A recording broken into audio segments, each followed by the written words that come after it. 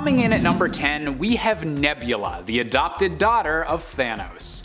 While Nebula has always been a complex character with complicated motives no matter what version we're talking about, the Nebula of the comics had a much different role in the Infinity Saga than the one many are familiar with from the movies. In the original Infinity Gauntlet miniseries, Nebula was tortured by Thanos into becoming a half-dead, zombie-like creature, doomed to wander around Thanos' throne as punishment. However, when Thanos ascended to godhood and left his physical body after defeating much of the Marvel Universe's most powerful forces, Nebula found the strength to pull the gauntlet off of Thanos' arm and claim the power for herself. In her fury, she undid all of Thanos' actions, but nearly threatened to destroy the universe herself, before she was eventually defeated and had the gauntlet taken from her by Doctor Strange, Adam Warlock, and the Silver Surfer. Coming in at number 9, we have the Council of Reeds. While not commonly known as outright villains, the Council of Reeds have a complicated history with the Mr. Fantastic most commonly seen in Marvel Comics. A collection of Reed Richards from across the multiverse that have chosen to abandon their families and entire worlds behind in order to combine their intellect into one unified group, the Council of Reeds claim to do everything they do for the better of the multiverse, as their new home is in the expanse in between the different universes.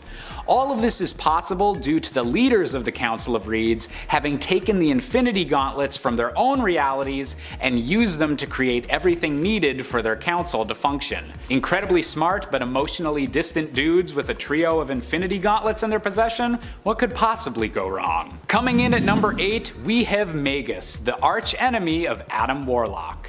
Following the events of the original Infinity Gauntlet storyline, Adam Warlock separated his personality into a good and evil half, and in a twist that nobody could have seen coming, the evil half wound up getting out of control. Named Magus, this twisted version of Warlock used multiple cosmic cubes to launch a war against the Marvel Universe, creating evil doppelgangers to fight every superhero on the planet Earth. Magus eventually got his hands on the Infinity Gauntlet and was only able to be defeated after that point because Thanos had replaced the Soul Gem with a fake. Good job, Thanos. Totally makes up for all the other stuff you've done. Coming in at number 7, we have Norman Osborn, aka the Green Goblin. In the alternate what-if reality of Earth 14154, Norman Osborn discovered the existence of the Infinity Gauntlet while serving as the leader of Hammer. Ordering several other villains to assassinate members of the Illuminati, Norman was able to assemble all of the Infinity Stones and granted himself the name of the Goblin King before attacking Asgard alongside his newly powered up army of Dark Avengers. Standing victorious, the only thing left for Norman to do was, interestingly enough, try to work out his father issues, bringing his deceased dad forward in time to see all that he had accomplished. But when his father reacted with only horror at what Norman had done, Norman obliterated him from the timeline, unintentionally removing himself as well, because if there's one thing comic books love, it's weird, timey-wimey paradoxes. Coming in at number 6, we have the infamous Dr. Doom. On the alternate world of Earth 90-251, Victor Von Doom was able to hold on to the Beyonder's powers that he had briefly gained in the main Marvel universe during the Secret Wars crossover. With the strength of the Beyonder at his disposal, Doom was able to easily defeat an army of heroes assembled by Sue Storm, and was able to ascend to the level of godhood within this universe. Funnily enough, by the time he collected the Infinity Stones and the Gauntlet, he no longer even needed their strength. He simply wore the gauntlet as a trophy, showing that the former most powerful objects in the universe were now just trinkets to him. Coming in at number 5, we have the Ultimate Hulk. Now, while I personally believe the Hulk deserves to be called a hero more often than not, the version of Bruce Banner from the Ultimate Universe does have a nasty habit of going completely out of control on a more regular basis than the usual Marvel Universe. While imprisoned by S.H.I.E.L.D., the Hulk was visited by the Ultimate version of Kang the Conqueror, who gifted the Hulk 2 different Infinity Gauntlets capable of wielding the 8 stones of the Ultimate Universe, but at the moment only possessing 5 of them. Using the gauntlets, the Hulk was able to break free from his prison and bring the fight to the rest of the Ultimates team, showing that maybe locking up the Hulk isn't the greatest idea in the world. Coming in at number 4, we're hopping over to DC with Darkseid. That's right, the character that's often controversially compared to Thanos has actually wielded the Infinity Gauntlet himself during a particularly notable crossover. In the JLA/Avengers miniseries, important artifacts from both the Marvel and DC universe are spread throughout the multiverse and ordered to be collected by both the Avengers and the Justice League, with one of these artifacts, of course, being the Infinity Gauntlet. Unfortunately, its hiding place is on Darkseid's home of Apocalypse, and the evil ruler is already wearing the gauntlet. Luckily though, the Infinity Stones themselves wind up having no power in the DC universe, allowing the heroes an easier time in recovering the gauntlet, but the thought of Darkseid being allowed to take full control of the Infinity Stones is still an incredibly foreboding thought. Coming in at number 3, we have Ultron.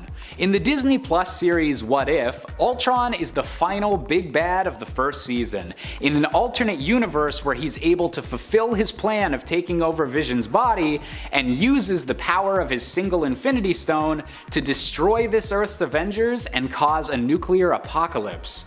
To make matters even worse, when this reality's Thanos arrives with the gauntlet and the other 5 Infinity Stones collected, Ultron is able to kill Thanos with ease and take the stones that he oh so kindly collected for him.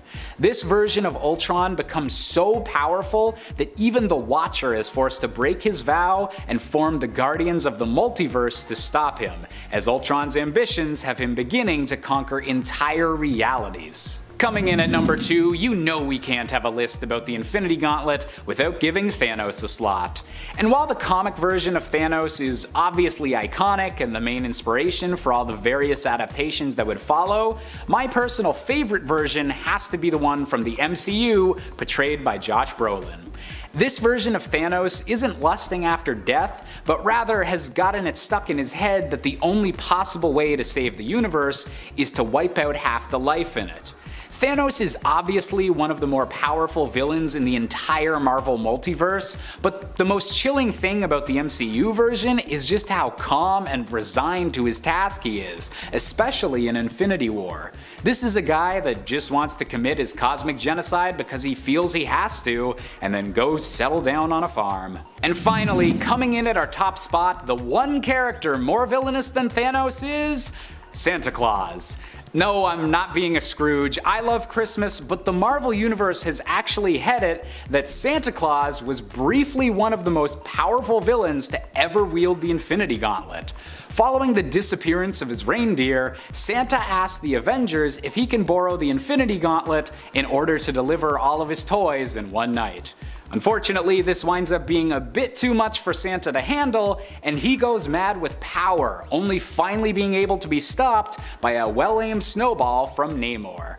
It's debatable on whether this holiday one-off was a canon adventure or not, but at least now we always know that Thanos and Santa Claus have something in common. Coming in at number 10, we have Kamala Khan, aka the latest and greatest Ms. Marvel. Originally just an Avengers fangirl growing up with her parents in Jersey City, Kamala Khan's life was changed forever when the Terrigen Mists incident took place and activated her hidden inhuman powers. Kamala was amazed to discover she was actually a polymorph and was capable of completely altering the size of her body. Inspired by her lifelong hero, Carol Danvers, aka Captain Marvel, Kamala Khan became the next generation's Ms. Marvel, using her powers as a member of the Young Avengers and becoming the type of hero she'd always dreamed of becoming. Coming in at number 9, we have the iconic vampire killer known as Blade. Born as a human-vampire hybrid named Eric Brooks, Blade has all of the powers of a Marvel Universe vampire with nearly none of the negative side effects. He possesses superhuman strength and speed, with all of his senses heightened to make him a perfect predator, while being immune to damage from sunlight, silver, or holy artifacts that would instantly turn a regular vampire powerless. While he does still need the nutrients from fresh human blood to prevent himself from losing control of his hunger, Blade often uses a special serum as opposed to actually draining the blood of any humans. universe. With so many strengths and so little weaknesses, Blade is definitely a blood-sucking force to be reckoned with. Coming in at number 8, we have the crazed character known as Gwenpool. One of the weirder characters from throughout the Marvel multiverse, Gwendolyn Poole is originally from an alternate reality that just might be our own before somehow getting sucked into the Marvel 616 universe through a comic book, granting her even more fourth wall breaking powers than even her namesake of Deadpool. With the ability to manipulate all aspects of her comic book world, such as physically interacting with lettering and caption boxes, Gwenpool is capable of literally rewriting reality to get the upper hand on her opponents, making her powers some of the most unusual throughout all of Marvel history, but still counting as some of the most powerful to ever come from a teen hero. Coming in at number 7, we have Vulcan, the secret third brother of Scott and Alex Summers, also known as Gabriel Summers. Born on the Shi'ar throne world following his parents' abduction by the Shi'ar Empire, Gabriel was aged rapidly in an incubation accelerator, and discovered he was an Omega-level mutant far above his brother's power back on Earth, giving him the unique ability to control the elements of water, wind, earth, fire, electricity, light, and darkness, using these incredible powers to take over the Shi'ar Empire and become their new emperor. And while this position of power would occasionally bring him into conflict with the X-Men, he still could generally be counted upon to fight for the side of good with his incredibly impressive power set. Coming in at number 6, we have the upcoming Disney Plus star, Moon Knight. A street-level Marvel hero with powers that go far beyond the usual street, Mark Spector is a vessel for an Egyptian god known as Khonshu. Able to embrace the 4 different aspects of this deity as 4 distinct personalities within his own head, Moon Knight is strongest under the light of a full moon, giving him physical strength far beyond that of a normal man, and a pain tolerance that is nearly limitless. On top of his supernatural abilities, Mark is also an expert in both weaponry and hand-to-hand combat, combining them with his moon-based powers into a deadly combination that makes him one of the ultimate crime fighters and mercenaries in the entire Marvel world. Coming in at number 5, we have Ben Grimm, aka The Thing. One of the original members of the Fantastic Four, Ben Grimm found his entire body converted into an orange rock-like substance after being bombarded with cosmic rays alongside the rest of the Fantastic Four during their initial fated journey into space. Because of this transformation, Ben has become the physically strongest member of the team by far, and appears to be continuing to get stronger with age, capable of lifting 30,000 tons worth of a building to prevent it from collapsing, and even being able to push back entire alien motherships. He might often get overlooked compared to some of the other brawny Marvel heroes like Thor and the Hulk, but the Thing is definitely a strong contender whenever it counts. Coming in at number 4, we have the Sorcerer Supreme, aka Dr. Stephen Strange. Doctor Strange is Earth's primary defender against mystical threats in the Marvel Universe, and always seems to have some sort of spell available to solve whatever problem is currently facing Earth's mightiest heroes. As a master of the mystic arts, Strange has also entirely stopped aging, and is effectively immortal, being unable to die from any medical diseases or regular symptoms of old age. And when Strange recently did die in the Marvel comic called The Death of Doctor Strange, he had already concocted a way for a younger version of himself from the timeline to take his place and defend Earth against any extra-dimensional forces that might seek to take advantage of his own death. There's planning ahead, and then there's Dr. Stephen Strange taking it to a whole different level. Coming in at number 3, we have Bobby Drake, aka Iceman. As one of the earlier members of the Uncanny X-Men, Bobby has had a lot of time over the years to explore his powers, and contrary to appearances, he can do far more than just convert his body into ice. Classified as an Omega-level mutant, the most powerful kind there is, Iceman is capable of not only controlling the temperature of all of his own molecules, but is able to manipulate water molecules entirely as part of his own mass. This means the possibilities for Bobby's powers are as intense and malleable as water itself, allowing him to freeze the blood within enemies' veins, travel instantly through a stream of water, or even turn himself into a massive snow-covered giant capable of wading his way across the literal ocean. Totally not showing off there, Bobby.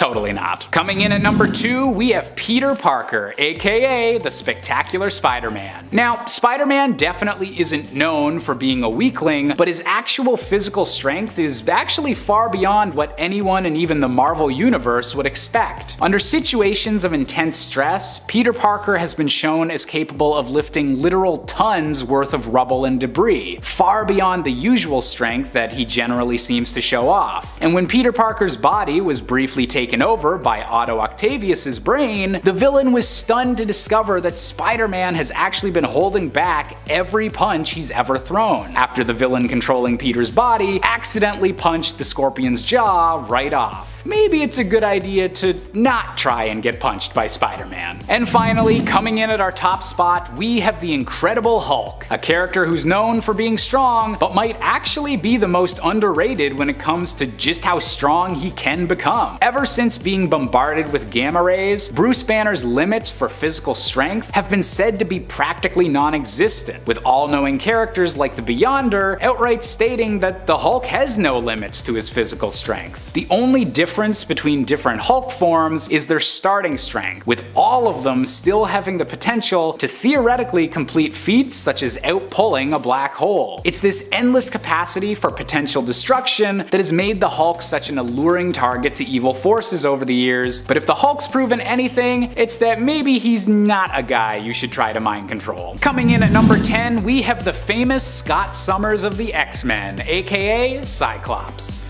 For years best known as the leader of the X-Men that has to rely on a visor made of ruby to control the concussive blasts constantly shooting from his eyes, Cyclops eventually found himself at a breaking point after years of family-related trauma, Marvel's most infamous love triangle, and the constant stress of mutant kind constantly being attacked and hated by humanity. When mutants became an endangered species following the events of M-Day, Cyclops began to lead the X-Men in a more extremist direction, and following a conflict with the Avengers over the imminent arrival of the Phoenix Force, Cyclops lost control and wound up killing his beloved mentor, Professor X. And while it can be argued that eventually Cyclops' actions led to a better future for mutants, with Professor X and most mutants now enjoying the benefits of resurrection on the island of Krakoa, nearly wiping out the entire Avengers team along with your own father figure was definitely a dark turn for the guy named Cyclops. Coming in at number 9, we've got another member of the X-Men with Angel. One of the earliest members of the team and enabled with the ability to fly due to the feathery wings on his back, Angel was unfortunately wounded and had to have his wings removed after being attacked by the evil mutant named Harpoon. Traumatized by this turn of events, Angel was manipulated by the villain Apocalypse into agreeing to serve as one of his 4 horsemen in exchange for having his wings returned. Now known as Archangel, the Horseman of Death, he fought against the X-Men until he was finally able to be knocked back to his senses by the actions of Iceman. And hey, what are friends for if not bringing you back from the edge of being an accomplice to superpowered genocide? Coming in at number 8, we have Iron Man, aka Tony Stark. And no, I promise I'm not just talking from Cap's perspective in Civil War, although honestly, Tony did some messed up stuff in that event too. No, what I'm talking about is during an event in the 90s when a variant of the time-traveling villain Kang the Conqueror, known as Immortus, began using the neural link in the Iron Man suit to secretly begin altering Tony Stark's brainwaves. Over time, Tony's morals were slowly eroded until he was an active threat to the rest of the Avengers team, and was only able to be defeated with the help of his own heroic teenage self from the past. And while eventually, through comic book magic, Tony Stark would be returned to his usual status quo, this is still an intense example of just how dangerous an armed billionaire like Iron Man could be without any morals holding him back. Coming in at number 7, we have Sinestro. While he may be best known these days as the arch-enemy of the Green Lanterns, in particular Hal Jordan, Sinestro's origins were a lot more heroic than you'd expect. Sinestro actually used to be one of the most respected members of the Green Lantern Corps, until his overseers began to notice that his sector of space was becoming more and more of a dictatorship, with Sinestro having absolute control over all the citizens he was supposed to be protecting. While he had good intentions to keep the peace, Sinestro was stripped of his green power ring and in his rage formed the Yellow Lantern Corps to fight back against the group that he believed fundamentally wronged him. Coming in at number 6, we have the Plutonian. Hailing from the independent comic book series Irredeemable, published by Boom Studios, the Plutonian was a what if Superman started killing everyone story years before that premise became oversaturated with projects like Brightburn, The Boys, and the Injustice games. After spending years as the most beloved but mysterious superhero on the planet, the Plutonian loses his mind from the stress of his job and begins a war against the rest of his superpowered brethren by destroying a city of 7 million people. Most of this entire series is about different characters struggling to stay one step ahead of the Plutonian's killing spree, and if you're in the mood for a dark, nearly 40-issue run with a surprisingly interesting ending, I would definitely recommend it. Coming in at number 5, we have Hal Jordan, aka the Green Lantern. The 90s were an interesting time in comics, as the medium continued to mature and tell darker stories after starting along that trend in the 80s, and it led to the attempted reinvention of multiple heroes. And just like Iron Man, Hal Jordan is someone who is taken in a more villainous direction. Following the destruction of his hometown of Coast City, Hal Jordan went mad with grief and killed multiple other Green Lanterns in an attempt to increase his own power. Dubbing himself the new name of Parallax, these rash actions would eventually be justified as being caused by a fear parasite of the same name, but for a time, Hal Jordan was one of the biggest cosmic threats in the entire DC universe. Coming in at number 4, we have Ozymandias from Watchmen. Serving for years as one of the most popular vigilantes in America, Ozymandias, or Adrian Veidt, eventually came to believe that something more drastic than heroics was needed to truly save the world. For that twisted reason, he faked an alien invasion against the world that resulted in millions of deaths to unite America and the USSR against a common foe. To do this, he needed to manipulate Dr. Manhattan, the most powerful being in the universe, into believing he should leave Earth, as to not interfere with Ozymandias' plans. And by the time anyone realized just how far their former ally had fallen and what he planned to do, he'd already done it 35 minutes ago. Coming in at number 3, we have Jean Grey, aka the Dark Phoenix. An X-Men storyline and character turn so iconic that they've tried turning it into a movie on 2 separate occasions, Jean Grey has long been one of the ideal hosts for the Phoenix Force, a fiery power that's one of the oldest in the entire Marvel universe. And while she was originally able to contain all of this power and still use it for heroics, eventually Jean was corrupted by it, becoming the Dark Phoenix and wiping out the planet of Debari 4, ending 5 billion lives in the process. And while it could be argued this is more the Phoenix Force's doing than Jean's, you can still expect to get some suspicious glances if your powers wound up blowing up a planet. Coming in at number 2, we have the Scarlet Witch, also known as Wanda Maximoff. Originally believing herself to be the mutant daughter of Magneto, Wanda is in reality one of the most powerful magic wielders in the Marvel multiverse, and a conduit for chaos magic that allows her to rewrite reality to her will. And after years of being unsure of her own identity and the loss of her children to the demon Mephisto, Wanda finally snapped and used her reality-changing powers to declare no more mutants, kicking off a brand new era for the X-Men as she single-handedly ensured that mutants became an endangered species. Wouldn't it just be nicer to put everyone in a 1950s sitcom again? And finally, coming in at our top spot, we have the Ultimate Universe version of Reed Richards.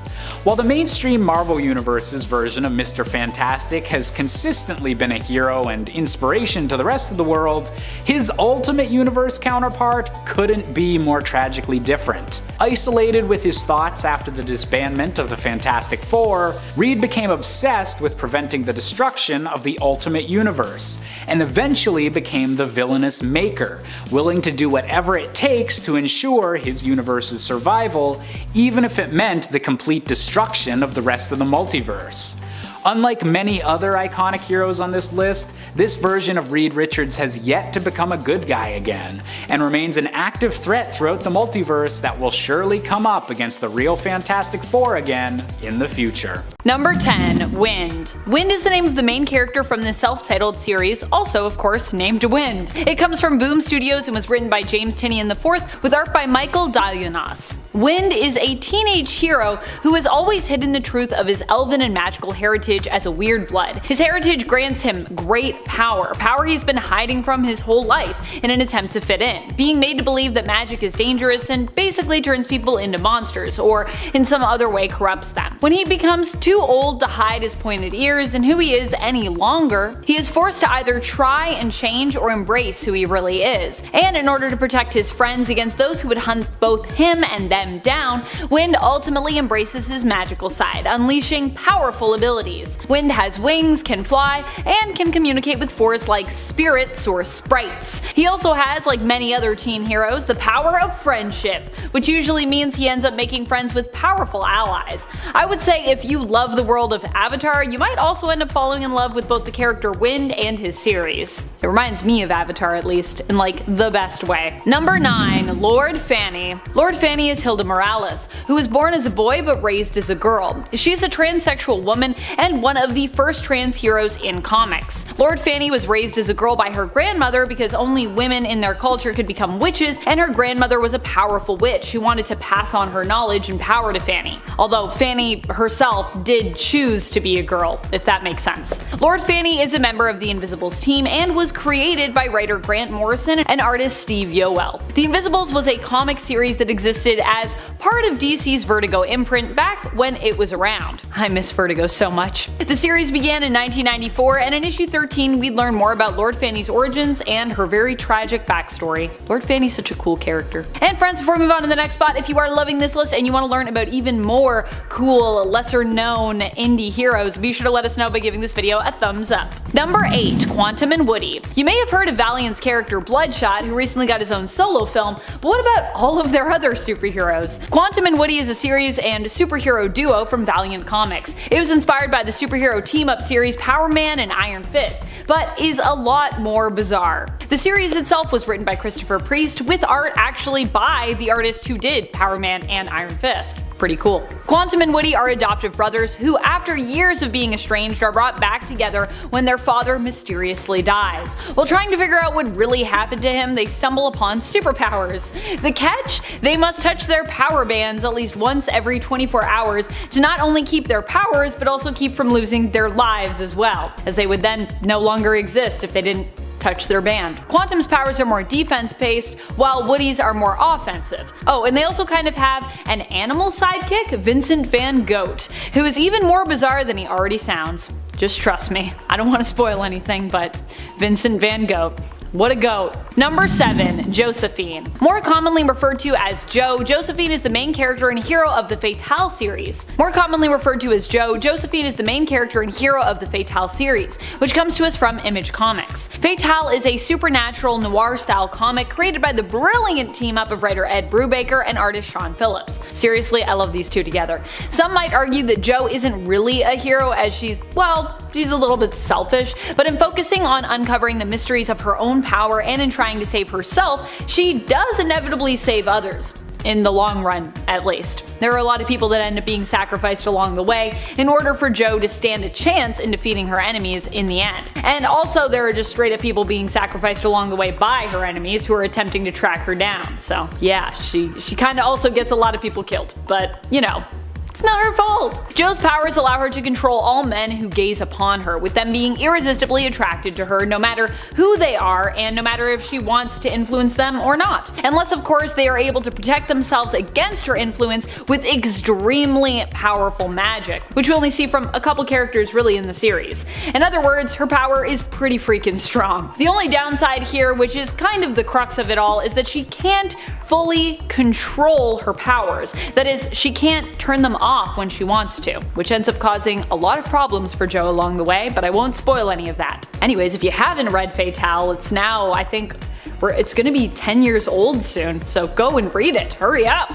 Came out I think in 2012. That's when it started. Number 6. King Mob. King Mob is the leader of the Invisibles. He was once a horror writer who wrote under the pen name Kit Morrison. As the series The Invisibles is created by Grant Morrison, Mob is believed to be sort of a fictional stand-in for Morrison himself. King Mob's legal name was Gideon Starozowski, and he struggles with his alter persona, especially troubled by how violent he, as King Mob, can be. King Mob is not only a leader who wields power in that sense, because he's a leader, but also has experience with firearms and weapons, is a skilled martial artist and fighter, is psychic, can time travel, and employs the use of chaos magic. So, lots of cool things that he can do. Also, if you haven't read The Invisibles, it is really trippy. Go read it. If you like The Matrix, you'll probably like The Invisibles. If you like The Matrix and if you like Doom Patrol, which of course is also Grant Morrison. Not The Matrix, Doom Patrol. Number 5. Laura Wilson / Persephone. Laura Wilson is the main character of the Wicked and the Divine series from Image Comics. The series was created by writer Kieran Gillen and artist Jamie McKelvey. In this story, gods come to life cyclically, being kind of reincarnated. This is known as the recurrence. Laura herself is obsessed with the gods and the pantheon, who are all of course re-emerging at the time. She wants nothing more than to be a god herself. At least that is what she thinks she wants, until her wishes kind of come true. She is revealed to be Persephone, who is believed to be the final god to return during the recurrence. As Persephone, she can summon plants and vines and control them. She also seems to have some kind of control or influence over the underworld. Laura can also create fireballs and reveal to others past events, summoning visions of the past even if she was not present for those events. Number 4. Sludge. Sludge is a hero or anti-hero who comes to us initially from Malibu Comics and was created by writer Steve Gerber and artist Aaron Lopresti. Sludge was once Frank Hogue, a dirty NYPD police officer who accepted bribes in exchange for favors when it came to drug dealings. He was ordered by the crime boss he worked for, John Paul Marcello, to kill another likely dirtier cop. When Frank refused Marcello's request, Marcello had him killed instead. After being shot, a grenade went off, knocking him into a bucket of chemical waste. Who put that chemical waste there? The waste would merge with him after he was dumped into the sewers, turning him into the superheroic monstrosity Sludge. Sludge possesses a healing factor and super strength. He could also kill or mutate his opponents with just a touch. Kinda turns them into sludge. It's pretty dark, really. Number 3. Radiant Yellow. We don't know that much about the newest Radiants, but we do know that they seem interested in protecting innocent people from whatever craziness is currently going on. Okay, hard to keep talking about all of this Radiant Black series without spoiling anything, but once again, I'm gonna try my best. Radiant Yellow appears to be an older gentleman, and as far as I know, we don't really know his name yet. What we do know is that each Radiant seems to have their own power set. At least that's what we're being led to believe by the story and the imagery used. It hasn't exactly all been laid out yet, which is honestly kind of what makes this series so much fun. There's so much we don't know. The mystery of it all. Radiant Yellow, however, seems to have powers based in perhaps light manipulation. To me, that's what it looks like the force blasts that they emit are based in, and it also looks to me like they can perhaps manipulate light to create illusions. That's just based on the imagery that's surrounding them in the comics. Like the other Radiants, Yellow isn't too experienced and doesn't seem to understand the full extent of their powers just yet. Radiant Yellow comes to us from the Radiant Black series, which belongs to Image Comics and is written by Kyle Higgins, who, yes, was also the initial writer of the Power Rangers series, and it was also created by artist Marcelo Costa. Number 2. Exo Manowar. Valiant Comics actually has a whole stable and universe filled with supers, including this one here, Exo Manowar. Exo Manowar is actually the name of the sentient armor that is tied to our hero in this series, Auric of Dacia, a Visigoth from the 5th century AD. Auric would end up being abducted by aliens and enslaved for years before he managed to escape. Auric learned of where his captive's armory was kept and basically ended up getting there and then getting the Exo Manowar suit. He then bonded with the suit and used that advanced tech to escape his captors. However, due to interstellar travel, by the time he arrived back on Earth, it was now the 20th century, basically modern day. Eric would have to adjust to this very different world, and along the way would meet other superheroes from the Valiant universe. That's right, there's not just 2 more, there's a whole bunch of them. Exo Manowar is a character created by writers Jim Shooter, Steve Englehart, and as well as artists Bob Layton and Barry Windsor Smith. Number 1. Black Hammer. Black Hammer is Joe Weber, the title character of the Black Hammer series, written by Jeff Lemire with artwork by the amazing Dean Ormston. The Black Hammer series was made to be completely different from other more traditional superhero comics, but if I did have to compare Black Hammer to anyone from that more conventional world, I would liken him to Thor myself. Joe Weber inherited the hammer and powers of the former Black Hammer when he died, being transported to the realm of New World as soon as he himself had picked up the fallen hammer. There he learned that he was meant to become the new Black Hammer, replacing the fallen one as Starlock's new and most powerful warrior in the fight against Starlock's evil twin, the Anti-God. While being the title character, Black Hammer isn't actually the main character of this series. As we learn near the end of issue number 1, Black Hammer sacrificed himself to save the world from the Anti-God and keep his fellow superheroes and friends alive. But what really happened to him, and just how and why are his teammates now seemingly trapped in the timeless and kinda eerie town of Rockwood? Well, to find out, you'll have to read on, true believers. But honestly, you should just go read Black Hammer because it's pretty great. Everyone go read all the Black Hammer things. It's like a whole universe now. Kicking off the list at number 10, the Time Trapper. First appearing in Adventure Comics 317, the Time Trapper comes from the far future. He actually prevented the Legion of Superheroes from traveling into their future using an iron curtain of time. He likes to hang out at his home located safely at the end of time. How neat is that? Kinda similar to Kang. In his first few issues, the Time Trapper was seeking the Concentrator, which was a weapon that draws energy, any energy source in the known universe, together. It's also a pretty big secret as well. The Time Trapper pretended to be the commissioner of the science police and tortured the Legionnaires, although they said it was a test in order to gain intel. Now, Lightning Lad knew something was fishy, so he cracked and spilled secrets, false ones of course. So this brought the team to actually figure out how to assemble the real Concentrator. And when an angry Time Trapper returned, he launched a plethora of Dark Stars at the crew, but luckily that Concentrator could absorb any energy source, like I said, so they were blasted out of existence. We're good. The Legion lived to tell the tale, but we just got Kang in the MCU, so I don't think we need another Time Lord showing up. My brain hurts enough already. Give us like 5 years and then bring in some more time stuff.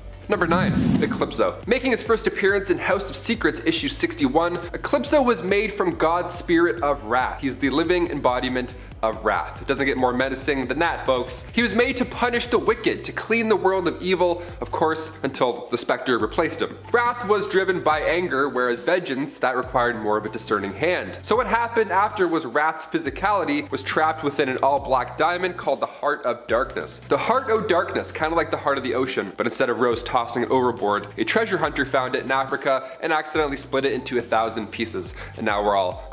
Each of those pieces contained a shard of darkness. So Eclipso figured out a way to possess people through these diamonds, and that first man being possessed was Bruce Gordon. Bruce was a scientist specializing in solar energy, and while he was in a jungle observing a solar eclipse, a sorcerer named Mofir attacked him with one of those black diamonds, and after that, every eclipse, Eclipso would take over Bruce. Unbeknownst to Bruce though, Eclipso would soon learn to bind himself to anybody near any shard that happened to be angry at the time. Nowadays there's a lot of angry folks, so this is bad news. The entity of wrath possessing anybody who gets upset, that sounds, yeah, just smile and wave, I guess. Just lie. Just lie and pretend you're happy. Then you're good. Before we continue on with this list, if you want to spread the love and hit that thumbs up, it really does wonders for us at the channel. You guys are amazing. Thanks so much for watching. Let's keep this going. Number 8, Justice Lord Superman. Coming from the animated universe, the 2003 Justice League episode titled A Better World showed us one that's rather the opposite. This parallel universe showed Kal-El and the Justice Lord storming the White House after President Lex Luthor had just executed the Flash. Now the team of course wasn't too happy, so Batman and Wonder Woman fought off the Secret Service while Superman told Luthor that he's taken him in. Lex is insane, so he had a button ready that could literally start a nuclear war if it was pressed. And he's threatening Superman, saying that he needs to use deadly force if he wants to save the people. So Superman's like, okay, and then just eyes glow red, and then he turns them into ashes, just like that. And when Batman and Wonder Woman come back in, it's far too late. Superman just has a smile on his face, and Lex is just a pile of dust. Good times. After this, for the next 2 years, the Justice Lords would rule using violence like it was normal. They saw this and they're like, well, that certainly did the trick. Let's just keep doing that. Justice Lord Superman used his heat vision to wipe out all of Earth's criminals and villains. If we had him in the DCEU, the movie would be a lot shorter than 4 hours. It would be like 36 minutes.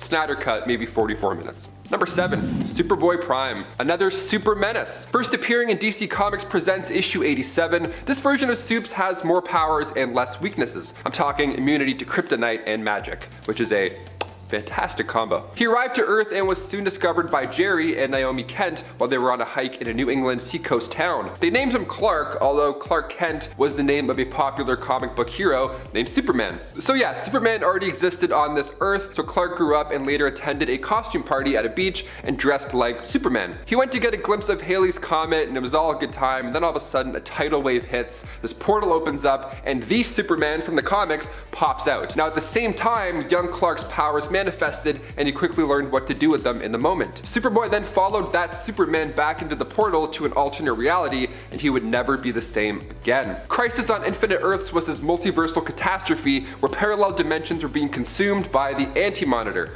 who I'll talk about later. Superboy dove in, joined the fight, but was unable to prevent the destruction of his Earth. So Superboy Prime and other survivors escaped to a paradise dimension that Alexander Luthor Jr. offered. Using crystals, Superboy just relived happy times in this paradise, but eventually he got frustrated and shattered the barrier of reality. He literally punched everything apart. He retconned quite a bit in DC continuity. For example, he brought back Jason Todd, he combined Superman's origins, Doom Patrol was now rebooted, and we had numerous incarnations of Hawkman and the League of Superheroes. I feel like DC could use a big bad Superboy Prime punch to clear up the timeline, but hopefully the Flash movie does that, because this guy is just a little too crazy. Number 6, Brainiac. Another close rival of Superman's, Brainiac made his first appearance in Action Comics 242. This guy right off the bat is a very specific villain. He would love to steal cities. Yeah, watch out for your cities, keep them safe, put them under your mattress. He took Metropolis at one point. This guy's wild. He would use his shrinking ray, shrink your city, and then take them back to his planet. Vril Doc started his days as a scientist, and one day he successfully cloned himself because he needed an assistant, so who better to hire than yourself? He built the spaceship Next and traveled to the cosmos, gaining knowledge and studying alien organisms with the help of his robot drones, and during these travels he came across Krypton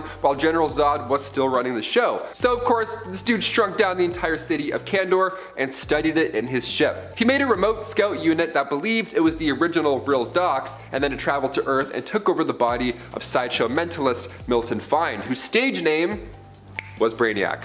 Now it makes sense. Number 5, Necron. Also known as the Lord of the Unliving. Great. Necron made his first appearance in Tales of the Green Lantern Corps issue 2. He's literally the embodiment of death. Necron figured out the land of the living existed after the death of an immortal caused a rift to open between dimensions. So Necron saw all of this life and he was like, this looks tasty. He wanted it. Well, really he wanted to master it and get out of his hell, his literal hell that he was living in. So he resurrected Krona, even throwing in a classy army of the dead to assist in taking down the Guardians of the Universe. Taking them down ended up widening the rift, so it took all the Green Lantern Corps to stop them, but even after winning, countless lives were lost in this fight. Hal Jordan ended up going to the land of the unliving, accepting the possibility that he may just never return, and there he gathered the souls of other fallen lanterns, and it was just enough to fight off Necron and return, with the Guardians sealing the rift promptly afterwards. But like Necron says, you can never defeat death. Back in 2009, it was revealed Necron was behind the Black Lanterns and instigated the Blackest Night event. There he took over the bodies of Wonder Woman and Superman while also bringing back dead heroes to join his side. Number 4,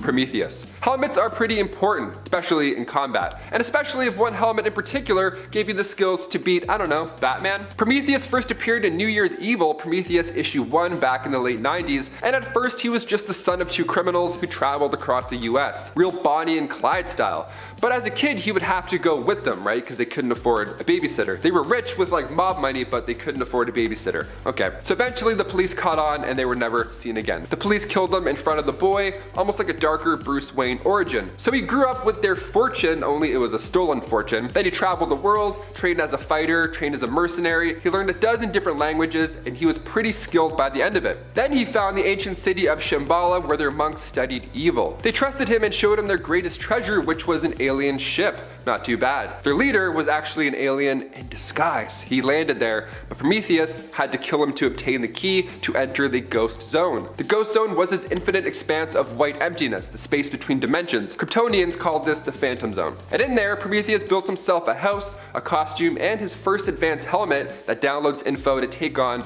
the Justice League. He was great, like he shot Martian Manhunter so then he couldn't change, he infected Steel's armor with a virus, he hypnotized Huntress, and he hit Green Lantern with a neural shaft so his ring was useless. He also trapped Zoriel in said Ghost Zone and beat Batman with hand-to-hand combat. Not too shabby at all. Number 3, the Batman who laughs. We've seen quite a few Batman on screen. We're even seeing Michael Keaton return to Gotham in the next Flash movie, which is pretty exciting. But the Batman who laughs, aka the Darkest Knight, might be a bit too hardcore for the theaters. Coming from the Dark Multiverse, first appearing in Dark Days the Casting, created by Scott Snyder and Greg Capullo, comes a twisted Earth 22 version of the Batman who laughs. The Joker here is insane. He goes on this spree throughout Gotham, just chaos in the streets. He took out Jim Gordon, then he poisoned Batman. All bad, and then once Batman was able to move again after the poison had run its course, he broke the Joker's neck, which is already immediately so dark. But even the Joker was prepared after death. After that snap, he let out this toxic breath that let everybody near him get infected, including Batman.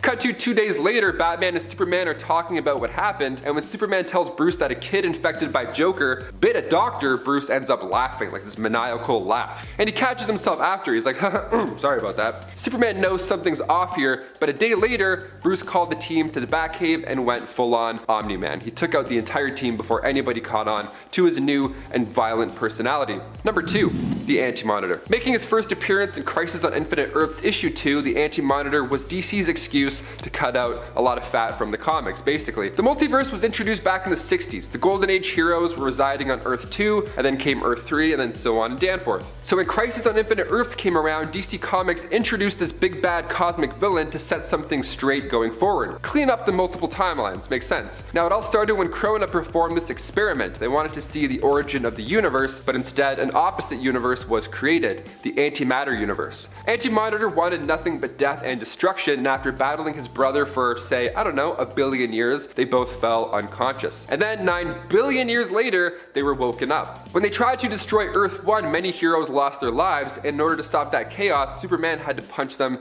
into a star. Who knows, with the Flash opening up the multiversal door, we could see him on the big screen in our lifetime. Maybe.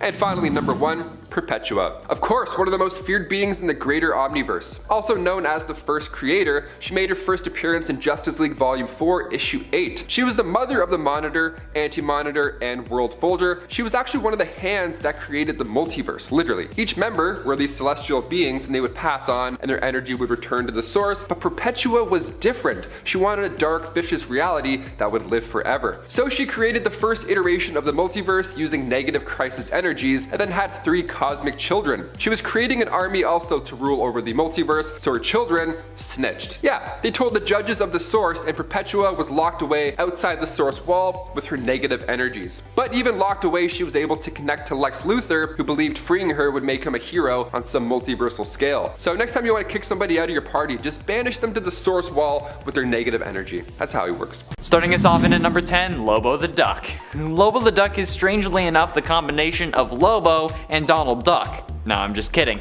Actually, it's Howard the Duck. And was introduced in Lobo the Duck number 1 from 1997 and is present on Earth 9602, but in a timeline where the Amalgam heroes have died. Lobo the Duck is a fearless and strangely muscular, especially for a duck, anti-hero bounty hunter who, along with his shape-shifting canine sidekick Impossible Dog, is investigating the murders of several Amalgam Comics heroes. Lobo only agrees to find the murderers of these heroes if he gets paid up front though, but soon begins the investigation. Lobo fights his way through Gold Kidney Lady, Dr. Bongface, and various other supervillains before he realizes that the end of the world is about to begin, and only he can stop it. He has all of Lobo's powers and abilities, including immortality, super strength, and a mastery of basically every weapon. He also has a genius level intellect, a superhuman sense of smell, can track anyone or anything across galaxies, and is a master of Quack Fu. Yeah, I just wanted an excuse to mention this guy, but honestly immortality makes him pretty damn powerful. And at 9, Pharaoh Man. Pharaoh Man is a combination of Colossus and Pharaoh Lad, and was introduced in X-Patrol number 1, which is clearly a combination of X-Men and Doom Patrol. Peter and his twin Alexei were all each other had, since even their mother couldn't bear to look at their faces. That's not even a face a mother could love. The twins shared everything from the moment they were born, but one day while saving Alexei's life from an oncoming truck, Peter changed into living metal, stopping it, revealing to himself that he was actually a metamutant. But Alexei was unfortunately not. Alexei's growing resentment drove him away from his brother until eventually he left Peter alone. After this, Peter was recruited by Niles Cable, a mysterious traveler from the future, to join the X-Patrol. In their first appearance in X-Patrol number 1, Pharaoh Man and his metamutant teammates became involved in the siege of Latkovia against Dr. Doomsday, a combination of Dr. Doom and Doomsday, which already sounds like Bad News Bears. He has all the powers of Colossus but can change into this form at will, like Pharaoh Lad. And at 8, Harold Stark. Harold Stark is a combination of Iron Man and Green Lantern, and was introduced in Iron Lantern number 1 in 1997. While making modifications to a stationary flight simulator, suddenly the simulator took off with Hal still inside. It seemed to be drawn to a crashed alien spaceship, but the simulator quickly lost power and crashed as well, but only yards from that spaceship. The crash left Hal in bad shape, with jagged metal piercing his chest, but nevertheless he made his way to that spaceship. That's resilience. Where he found the corpse of an alien. In an effort to keep himself alive though, Hal used the alien technology in the ship to make a suit powered by the alien battery inside, which Hal noted looked remarkably like a lantern. Wearing this armor, Hal fought off the aliens who had shot down Romancer's ship, but was also seen by others, being called the Iron Lantern by the media. The suit of armor not only allowed him to survive, but gave him incredible powers, allowing him to create any object he pleased out of green energy, due to the battery he used being powered by O, the living planet. Iron Lantern has the technical and genius level intellect of Tony Stark, but has all the powers of Green Lantern, which is pretty damn cool. And at 7, Dinah Prince. Dinah Prince, also known as Dinah of Themyscira, was first introduced in Bullets and Bracelets number 1 and is a combination of Wonder Woman and Elektra. While still young, Dinah left Themyscira to explore man's world, leaving behind her family and her adopted sister Ororo. On her travels, she worked for the King of Wakanda, who gifted her adamantium bracelets. However, she later left to set up her own freelancing business in the US. There she met Trevor Castle and the two got married. At least, they were married until their infant son Ryan was mysteriously killed and the emotional toll was too much. Both of them blamed themselves for not being able to save their son. They seemed to never plan on meeting again. However, Monarch brought the two together again and pitted them against Thanoside, a combination of Thanos and Darkseid. Yeah, he had perceived the Lord of Apocalypse was responsible for the fate of their son, but she discovered that Ryan was not dead, merely displaced in time, and had grown up to become Kanto. Knowing that their son was still alive, Dinah and Trevor seemed to restart their relationship. Dinah has the divine empowerment from Wonder Woman, giving her superhuman strength and durability, as well as a mastery over archery and hand-to-hand combat. And at 6, Logan Wayne. Logan Wayne is a combination of, obviously, Bruce Wayne and Logan, being first introduced in Marvel vs. DC number 3, the same issue where this universe was created. At 5 years old, after witnessing his parents' murder at the hands of an armed robber, Logan Wayne was sent to live with his uncle in Alberta, Canada. His uncle was a member of the Royal Canadian Mounted Police, and was ambushed and murdered by poachers a short time after his arrival in Canada. After the death of his uncle, Logan was sent to live in a home run by nuns, and as soon as he was old enough, he enlisted in the Royal Canadian Air Forces. Logan was submitted to the Weapon X Project, the Canadian Super Soldier program. It was here that Logan had adamantium bonded to his bones and learned of his metamutant nature. The Weapon X Project was terminated due to his failure, because Logan was ineffective as a weapon because he had a conscience. But this didn't stop him from being pretty damn badass. Having all the powers of Logan as well as things like the Clawcopter and Clawmobile, this is in essence a superpowered Batman, which I think we all know is something to fear. Halfway through and at number 5, Robert Bruce Banner. Robert Bruce Banner is the combination of Bruce Banner and understandably Solomon Grundy, and was first introduced in Doctor Strange Fate number 1 as one of his aides. Bruce Banner was a scientist experimenting with radiation, when an experiment he was working on went horribly wrong. However, it fused him with the elemental entity known as Solomon Grundy. The fusion between Banner and Grundy became only known as the Skulk, and after a confrontation with Doctor Strange Fate, the Doc showed Skulk that he could keep him in his human form with use of magic. So in an effort to stay human, or at least be able to become human again, Skulk agreed to work as an agent for Doctor Strange Fate in return for the Doc keeping him in his human form. for most of the time. Skulk possesses all the powers and abilities of both Solomon Grundy and Hulk, and thanks to Doctor Strange Fate, Banner can shapeshift between his human form and his Skulk form at will, and since he possessed the same powers as Grundy, when he dies, he's reborn, but that's not even the craziest thing in this universe. And at 4, Blaze Allen. Speed Demon, first introduced in Speed Demon number 1, is, aside from what you might have called your ex to your girlfriends, a combination of Barry Allen and Johnny Blaze. Blaze Allen was a circus daredevil who sold his soul to become the first Speed Demon. Yes, there are actually multiple Speed Demons. The demon component, Etrigan, was also formerly Jay Garrick, before the Night Spectre stole Jay's soul. You know, Jay Garrick. Earth 2 Flash. The Night Spectre approached Blaze and asked him to serve in his mission to collect souls from the most pure and most corrupt, which just seems weird to me, but okay, you do you. But Blaze Allen refused, so in an attempt to persuade him, at his wedding Night Spectre stole Iris's soul. Blaze then accepted the bond, hoping to get Iris back, or at least ensure her safety. It didn't work. Speed Demon speaks only in rhymes, but is a speedster with a flaming skull head that can also breathe fire. Wally West, an amalgamation of Danny Ketch and obviously Wally West, was the next Speed Demon, who accepted the power in order to help his uncle Blaze get Iris back. It's funny, because in a couple of days I'm going on vacation and I'm making it my mission to try to convince at least one person to sell me their soul. Like, it's not actually gonna work, but I think it's gonna be funny if I can do it. Getting close to the end, in at number 3, White Witch. First appearing in Doctor Strange Fate number 1 from 1996, White Witch is a combination of Scarlet Witch and Zatanna. White Witch's origin is not completely known, but when she was introduced, she was acting as one of Doctor Strange Fate's aides. Fearing that access would divide the Amalgam universe back into its original 2 universes, Doctor Strange Fate decides to capture and exterminate him, so he has Mix mystically teleport his 3 agents into his sanctum, known as Arkham Tower. Strange Fate proceeded to explain to the 3 that Access was a greater threat than any of their previous foes, including Mephisto Satanists or Baron Wotan. Access managed to escape Skulk and Jade Nova by teleporting, but White Witch approached him from behind, pushed him to the ground, climbed on top of him, and with a kiss, he was knocked out. Then White Witch said that you shouldn't send a girl or a monster to do a woman's job. White Witch has all the powers of both Scarlet Witch and Zatanna, making it obvious why Doctor Strange Fate would want her as his aide. That's insane.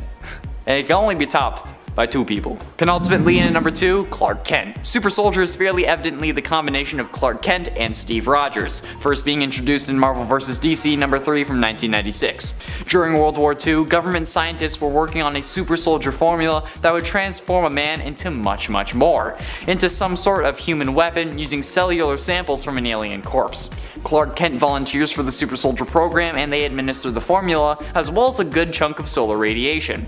This mixture gave Kent incredible abilities, including all those of Captain America and Superman. Super strength, heat vision, flight, you name it. Now known as Super Soldier, Kent wields the Superman logo as his shield. In March of 1942, Super Soldier fought Ultra Metallo, a robot sent by Lex Luthor to aid Germany in winning the war by killing Clark.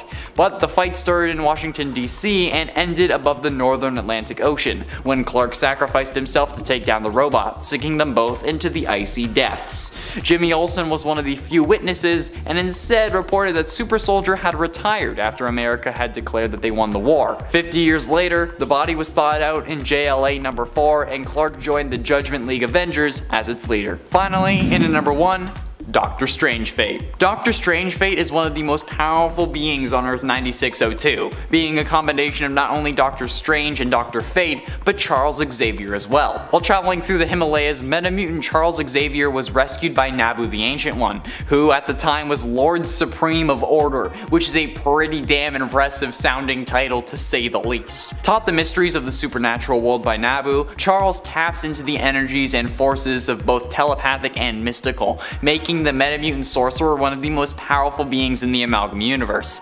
Since he was already a powerful telepath, Charles quickly surpasses his teacher and was promoted to the new Lord Supreme of Order.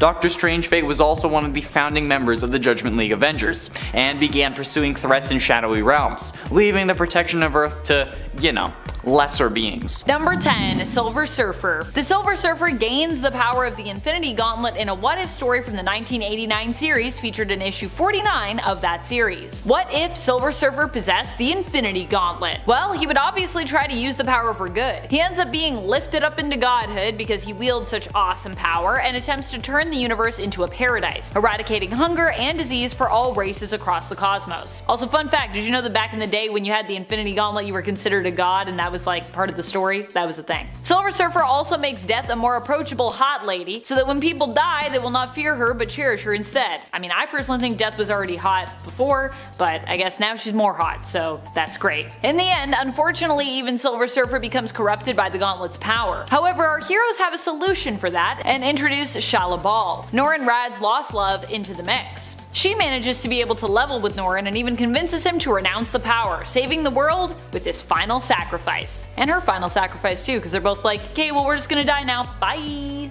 Number 9. Nebula. Nebula is a complicated character. She's not really a full-on villain and she's not really a full-on hero, but I feel like her portrayal by Karen Gillan in Marvel's Guardians of the Galaxy series has helped us to see her more as a villain worth redeeming and moving more into the realm of hero than anything else. And in honor of that, I'm going to count her as such for the purpose of this list. One of the last times I was reading a sort of hero Nebula story was when she teamed up with Thane, Star Fox or Eros if you will, and Trico Slatteris, the champion of the universe, to seemingly defeat Thanos. In reality, Thane was using them for his own means, and when Nebula found this out, she attempted to defeat Thane herself. In the comics, she was one of the characters to get her hands on the Infinity Gauntlet during the events of the Infinity Gauntlet story. She ended up being the really big bad when she took the gauntlet from Thanos and then had to be defeated thereafter. At that time, Nebula was pretty much a villain, so yeah. But like I said, we can kind of consider her a hero, so she was a villain at the time, but she's still a hero. Does that make sense? I'm counting it, whatever. It's my list. I decide who stays. And friends, before we move on to this next spot, if you are loving this list and you want more lists like this where we talk about who's wielding the Infinity Gauntlet and what they did with it, be sure to let us know by giving this video a thumbs up. I personally would love to see like an alternate Thanos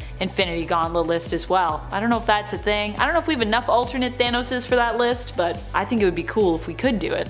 Number 8.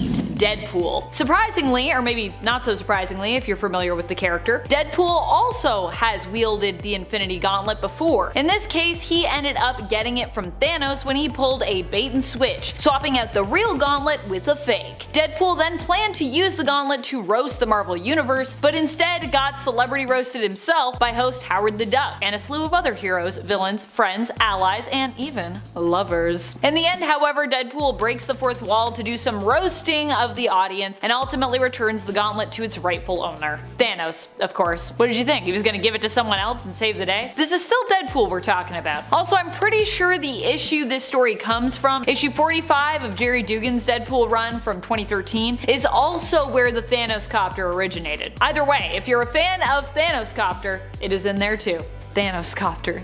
Thanos is flying around in it. Number 7. Gamora. Gamora ended up using the Infinity Gem's combined power to fold the universe in half, creating Warp World in the comics. Warp World contained only combined Marvel characters who were all composed of 2 different souls, like Emma Frost and Wolverine, who were combined together to create Diamond Patch, or Weapon Hex, a combination of Laura Kinney aka X-23 and Scarlet Witch. Technically, Gamora didn't use a gauntlet specifically to do this, but she did utilize the power of all the gems, which makes it, I think, close enough for her to rank here. At the time, what she was doing was, well, pretty villainous, but Gamora in general is considered to be a hero in modern comics especially. Well, when she's not stealing gems and folding the universe in half, of course, which is also from modern comics. To check out this story, you'd want to check out Infinity Wars, so go do that because Warp World is cool.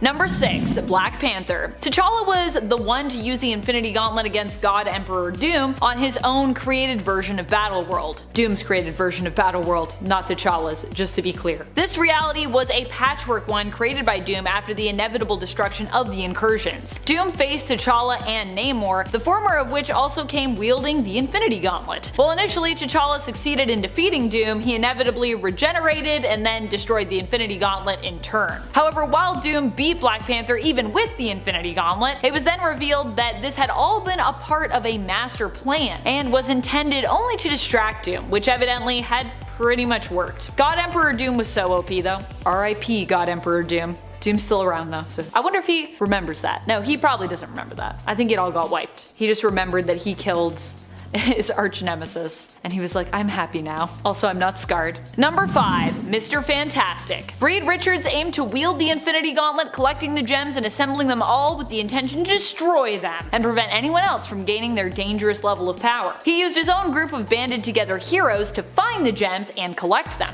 Unfortunately, his plan did not work, and he had the secret superhero Brainiac group, the Illuminati, instead become the protectors of the gems, which were then split up. Each one of them was given one to hide in the universe so that the gauntlet could never be reassembled and used against them. Of course, this didn't end up being a permanent solution to that problem, because these are the Infinity Gems, and no matter which way you slice it or split these gems up, they're eventually going to be used again by someone in the future to do some kind of good or ill. Usually though, they're used for ill. So yeah. And no matter how hard you try to hide those Infinity Gems, people go and find them. Number 4, Hulk. Obviously one of the heroes we can't leave out, considering how mighty he is and how important his time with the Gauntlet was in the MCU, is the Hulk. The Hulk wore the Infinity Gauntlet and was the one to use it to bring everyone back in the MCU. If you were wondering how a big, not super intelligent berserker like the Hulk managed this feat, managed to stay focused, this was actually during the time in the MCU where Hulk was more in balance with Bruce Banner. The two beings were more merged at this point and basically became Professor Hulk. Hulk wore the gauntlet in the MCU during Avengers Endgame and used it to bring back everyone that had been snapped out of existence, undoing what Thanos had done in the previous film, Avengers Infinity War. In the comics, in the Ultimate Universe of Earth 1610, the alternate Hulk of that Earth also wielded the Infinity Gauntlet, or rather the Infinity Gauntlets, as in that universe there's 2 of them, but that's a story for another list. Number 3, Iron Man. Someone that has been immortalized when it comes to his use of the Infinity Gauntlet, or Iron Gauntlet if you rather, in the MCU is Iron Man. Iron Man snapped past Thanos and his army out of existence, which resulted in the heroes winning the day in Avengers Endgame. Thanos returned to try and set straight what the heroes were trying to fix in their universe, which was his plan to eliminate half the population. Hulk had successfully snapped back those who had been killed off by Thanos' initial snap, but now Tony Stark was fighting to save the world against a past Thanos who had followed them there to once again follow through with his future self's and really his own self's plan. In using the gauntlet, however, Tony gave up his life as it was so powerful a weapon that using it killed him. Also, he kind of had to put it in his suit, and I don't know if his suit was properly wired for all that power. This made Iron Man one of the greatest heroes eternally, but not one of the greatest Eternals, because that's a whole different group of heroes. Tony has also briefly wielded the Infinity Gauntlet in the comics, but it went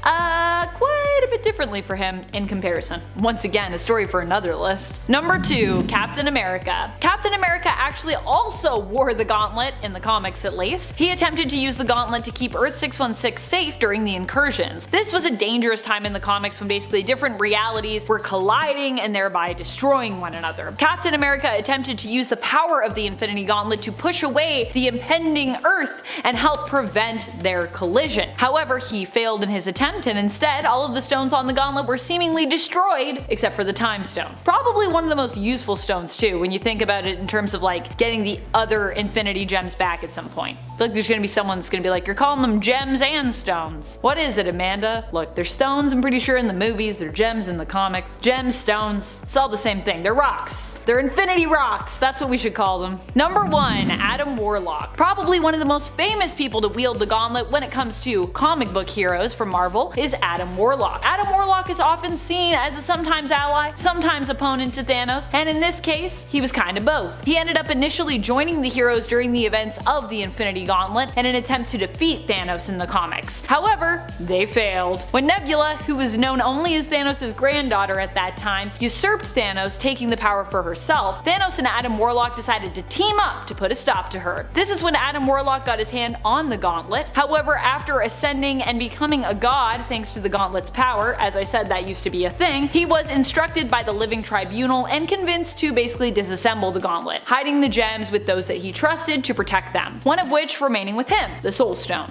And I'm pretty sure Adam just like held on to that and was like, now I have the power of the Soul Stone. As if he wasn't powerful enough already. Jeez, Adam. You're already so powerful. Starting us off in at number 10, Vlad Plasmius. In the world of Danny Phantom, there exists a select few individuals with the ability to transition between a human form and a ghost form. One of these is Danny Fenton, the other is a female clone of him named Danny Fenton, but the third is probably the most important one, Vlad Plasmius, also known as Vlad Masters, Amity Park's mayor and Danny's dad's old college friend who's in love with his wife.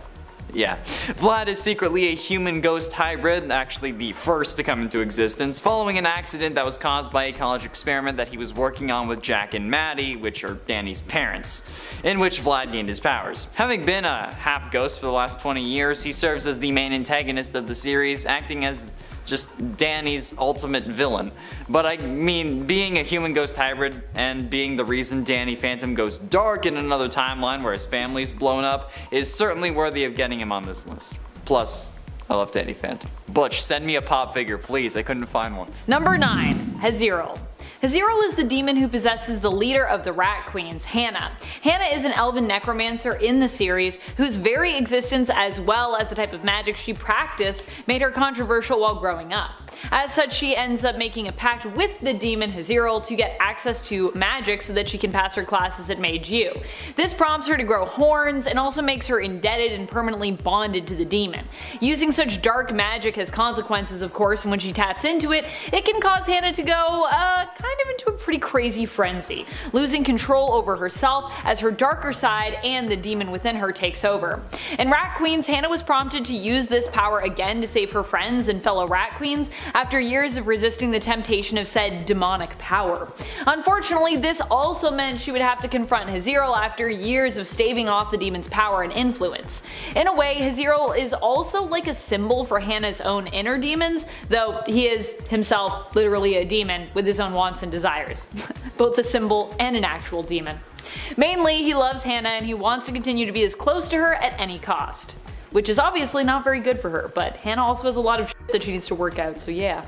And at 8, Dave. Dave's origin is unknown as of yet, but it is heavily inferred that he was like the other thousands of robots in the series, created by humans to serve a certain task. However, the robots became advanced enough to form their own conscious thoughts, so of course they revolted and killed off the entire human race. It was shown that Dave was one of the robots that served in combat and also helped fight off numerous alien races, and after the wars, robots seemed to act entirely like humans, adopting their culture and their way of life. Dave had a wife named Sally, who he actually later divorced because apparently even robot girlfriends are unbearable, and a son called Scotty. However, he is now a nobody working as an office drone, which only makes him more of a villain, despite being the protagonist of the story, because like, given that he wiped out the entire human race, I think it's safe to say that he's a villain. Number 7. Scorpina. Scorpina was known for being one of Rita Repulsa's most capable enforcers in the television show Mighty Morphin Power Rangers, and the same can be said for her comic book counterpart. In fact, I'd even say that Scorpina is a bit more ruthless in the comics, in my opinion. She ends up becoming a somewhat reluctant and sassy ally later on, but starts out as a strong and menacing villain to the Power Rangers. Scorpina is known for her determination, expert fighting skills, and her intelligence. She initially is presented as a major enemy for Tommy Oliver, the Green Ranger, as he struggles to fight against Rita Repulsa's influence and hold over him. Scorpina would also go on to work alongside Lord Draken, the evil alternate future version of Tommy, and would later succeed him as the leader of his army. And at 6, Death. We all love a good rendition of death, right? Of course we do, that's like the foundation of any good comic storyline. Well, in East of West, the whole story is about death, with this version of the Horseman being the protagonist of the series. And not only is he the Horseman of Death, but they're actually a horseman as well, considering how East of West is Wild West themed. However, this time around, Death, formerly of the 4 Horsemen of the Apocalypse, fell in love with someone named Xyloan, something like that. I probably butchered it, but oh well. And then had a son with her, which is a whole other can of worms. Presumably killed by Bel Solomon of the Chosen though. He survived with the help of Wolf and Crow. Since then, the White Horseman embarked on a quest for revenge over his wife and son. In the most recent incarnation, Death possessed skin that was jet black instead of the pure white skin that he has now. He was also the only horseman who didn't get a gender change in the new reincarnation. Alright, I mean it's Death, so Death is genderless. But I mean, he may be good in the story though, but I think it's safe to say that Death before this series was a pretty, well, like, death-loving guy. Self-love. Number 5, Violator. Violator was always an indie villain that haunted my nightmares as a kid. Violator is the clown character with blue face paint from the Spawn film, who was played by John Leguizamo. I love John Leguizamo, but this role, wow. Also, John Leguizamo and everything is kind of wow, it's great. Not only did he crush it, but it also felt like he kind of crushed me and my soul under the terror of the Violator.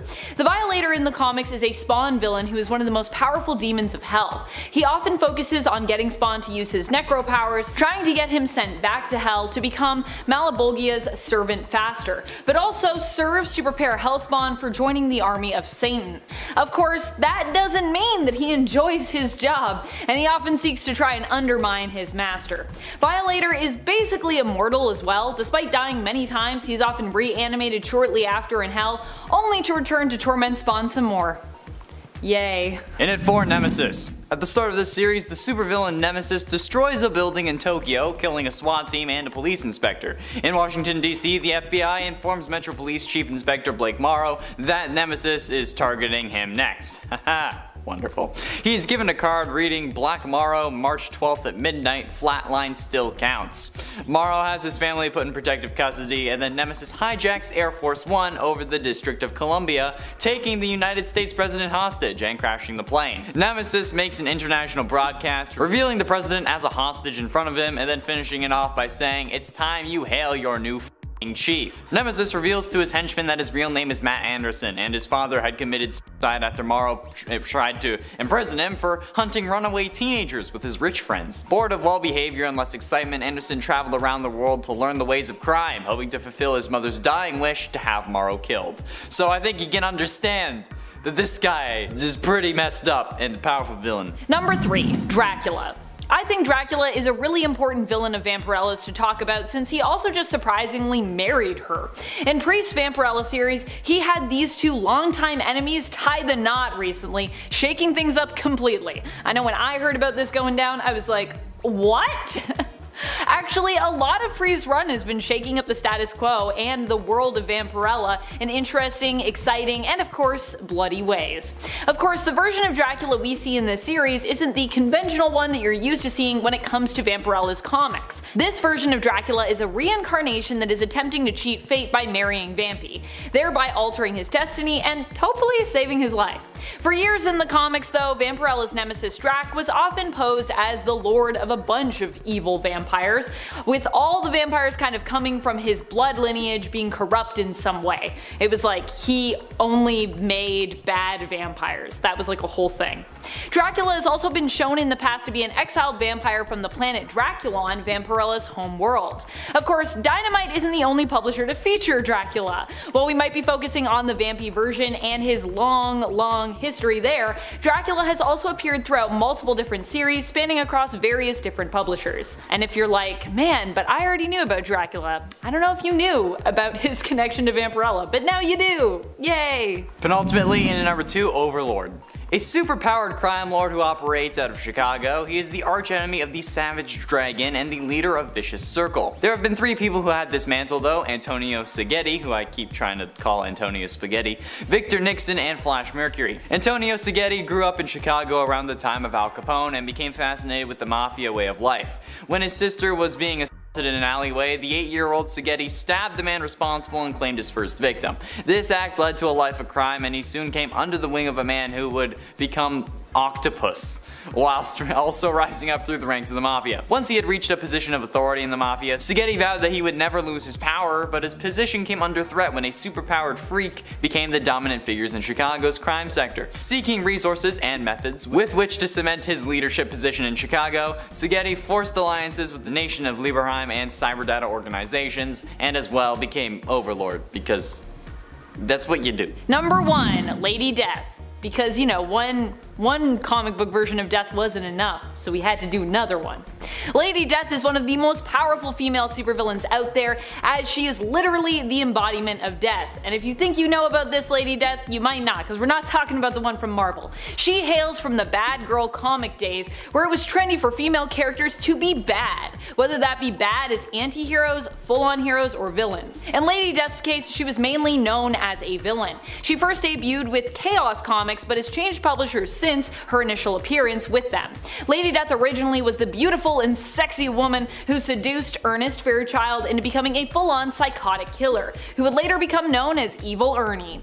As such, her first appearance was in Evil Ernie issue number 1 in the original black and white 1991 series. The Evil Ernie War of the Dead series finishes with Ernie managing to kill everyone on Earth in order to win Lady Death's favor. He does so by instigating an all-out nuclear war, ending the story with a mushroom cloud. And then ending the story again with a mushroom cloud of his face. Number 10, Simon Baz. Simon Baz is one of the newer Green Lanterns, though that feels a little bit weird to say now, as he was first introduced in 2012, and we've definitely had quite a few new ones pop up since then. Also, 2012 was almost 10 years ago, wow. Before he was a Green Lantern, he was an engineer turned street racer turned car thief due to the result of the financial crisis. Due to his Muslim origins, being a Lebanese American following the tragedy of 9/11, he had to deal with many people judging him and his family based on his background and how he looked. Because of this, when he was apprehended for attempting to steal a car, he was suspected of being involved in much larger schemes related to national security, and was therefore sent to Guantanamo Bay. Fortunately, it was at that time that he was chosen by his ring to become a Green Lantern. Even while dealing with a ring that was programmed by Sinestro and not really knowing what he was doing because he was super new at the time, he still managed to create constructs when he first came up against the Justice League following a misunderstanding. I think it's pretty impressive that he was even able to make constructs, because I feel like that would be a lot. Number 9, Jessica Cruz. I mean, Jessica has to be one of the most powerful Green Lanterns at this point, especially given, well, everything that she's been through. Jessica started off inheriting the power ring of Earth 3, which was in itself a story. It actually took control of her itself, forcing her to become its host against her own will. In the end, Batman helped her to regain control of herself by sharing with her his experience of finding strength in great moments of tragedy, where he himself had felt like a victim. Jessica would then train with Hal Jordan to gain a better sense of how to use her ring, but only briefly, as Hal was kinda soon after called to space. That was when Simon and Jessica were left alone together with a battery between them to share as they attempted to figure out how to best be superheroes and lanterns together. Hal basically forced them to become partners, and he was like, you two need to figure this out. Jessica also struggles with severe anxiety, which is one of the reasons Simon was kind of frustrated to be paired up with her, at least to begin with. And friends, before we move on to this next spot, if you are loving this list and you love space cops, Green Lanterns as much as I do, please be sure to let us know by giving this video a thumbs up. Also comment below, subscribe, hang out, check out some other videos, you know. Just chill with us for a bit. How are you doing? Put your feet up. Feel good. I don't know what I'm saying anymore. You know, just be cool and hang out with us. We like you. We like you. Stick around. Number 8, Alan Scott. A lot of comic fans may think of Alan Scott as being one of the weakest Green Lanterns because of, well, his weakness to wood, but don't let that fool you. Although his weakness to wood is pretty silly, Alan Scott is still an extremely powerful and unique Green Lantern. He was the first Green Lantern and has since had himself more separated from the general Space Cops Green Lantern Corps in terms of how he operates and how his powers work. I mean, initially when he was introduced with Earth 2, Alan Scott, he wasn't even really connected to the Green Lantern Corps. Because back then, we didn't have to do origin stories and really make everything make sense, but here we are now. Alan Scott's powers actually come from a magical entity that was once the prisoner of the Guardians of the Universe, known as the Starheart. At least if we're going with the New Earth story, which here, we're going with the New Earth story because I like it the best.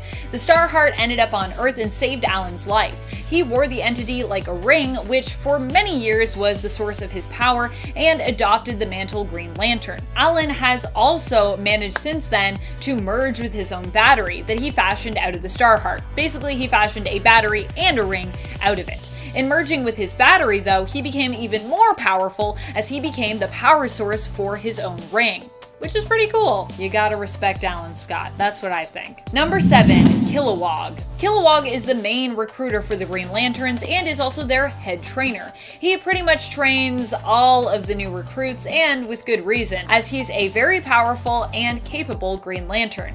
Kilowog is so powerful that back in the New Earth continuity, when his homeworld, Bolivax Vic, was first destroyed and he was on it, although his ring only instinctively protected him, he actually used his willpower and his ring to capture the billions of life energies of the citizens on his homeworld, storing them within his ring until he could find a new and safe world to release them on. Unfortunately, his homeworld and family would still later be destroyed by Sinestro even after he saved them, but it was still an impressive feat for him to have saved them all the first time around. But it's very sad that they all died anyways. That sucks. Kilowog has a sad story, friends. It's sad. Number 6, Sinestro. Sinestro, before Hal Jordan showed up, was celebrated as the most powerful of all the Green Lanterns.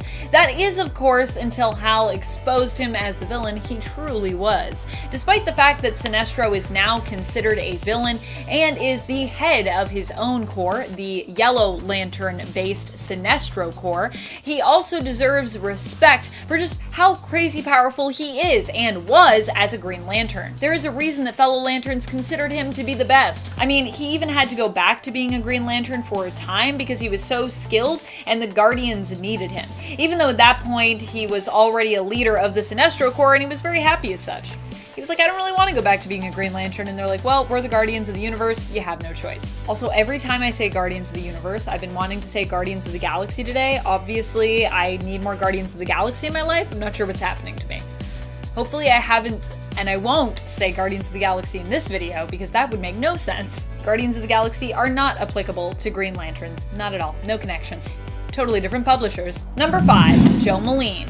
Jo probably has some of the greatest potential of all the Green Lanterns we have ever met. She was given a very special kind of ring, one that doesn't actually need a battery but can self-charge on its own. Of course, its charging is slow going, and Jo isn't a master of it yet, but still, it's very impressive. It's like, we're talking like Alan Scott coolness. In Future State, we got to see a glimpse into Jo's possible future where she is a member of the Justice League and also becomes proclaimed as the greatest detective in the entire universe, which is pretty huge.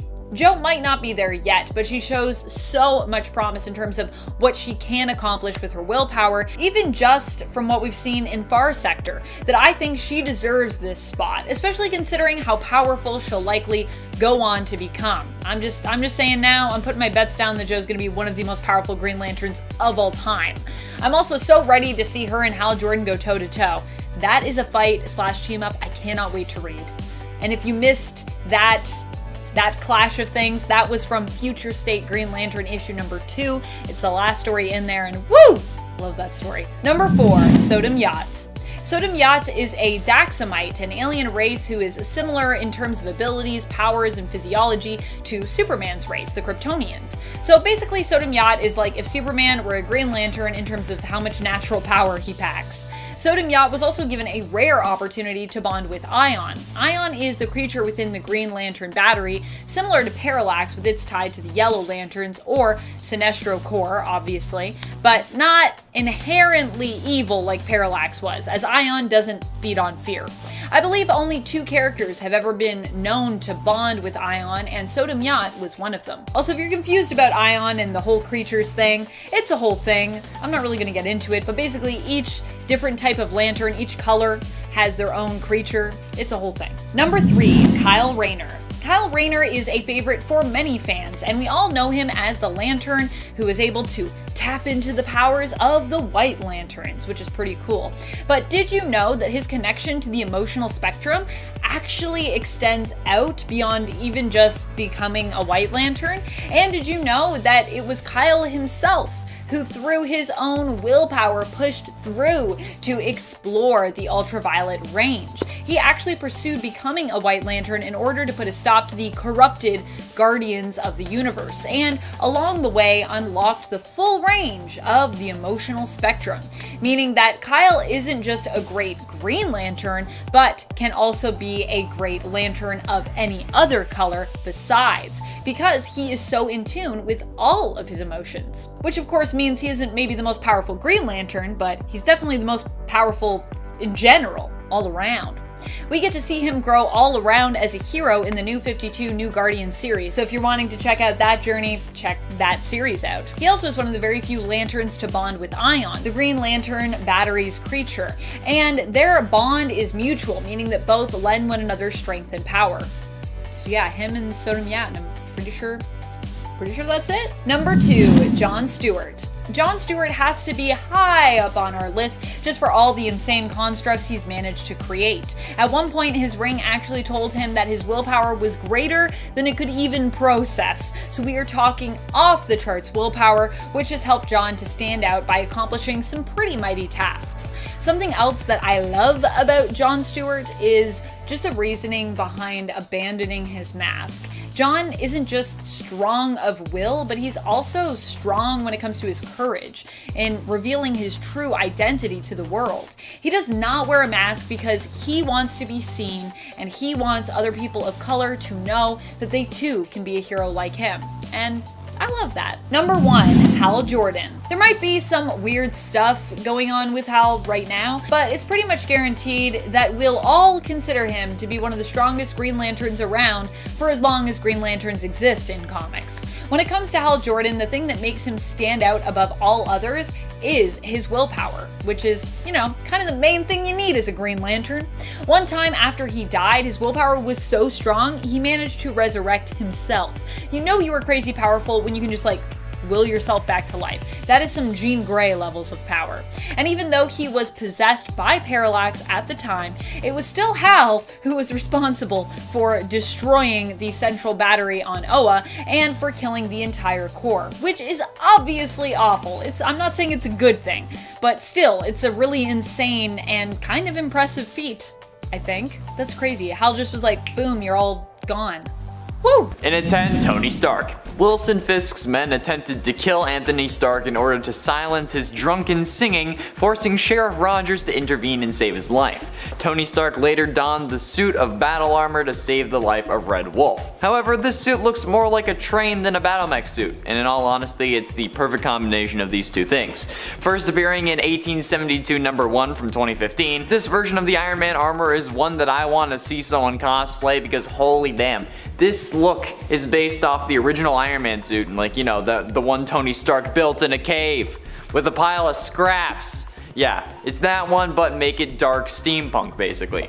But by steampunk I also mean steam engine. Well, combustion engine. I don't know much about trains. You know the train that Marty and Doc used to get the DeLorean up to 85 and then back to 1985 and Back to the Future Part 3? Yeah, that, but an Iron Man suit. I feel like the Tony from 1972 was the one who made that train fly and time travel. I feel like he was the one that Doc went to. In a 9, Gazer Beam. Simon J. Palladino, also known as Gazer Beam, is a minor character in The Incredibles. He only briefly appears in the film Alive, but his disappearance and death really is what sets the events of the movie into motion. Gazer Beam was a member of the superhero team known as the Phantasmics, but conflicts with Everseer led him to leave the team, and he soon joined with the Thrilling Three as their new leader upon the death of Dynaguy, which he also later left. He appeared alive at the wedding of Elastigirl and Mr. Incredible, but during the superhero ban, Gazer Beam was an activist for superhuman rights, wanting the ban on supers to be revoked. 15 years later, he would be one of the most recent victims of the Omnidroid,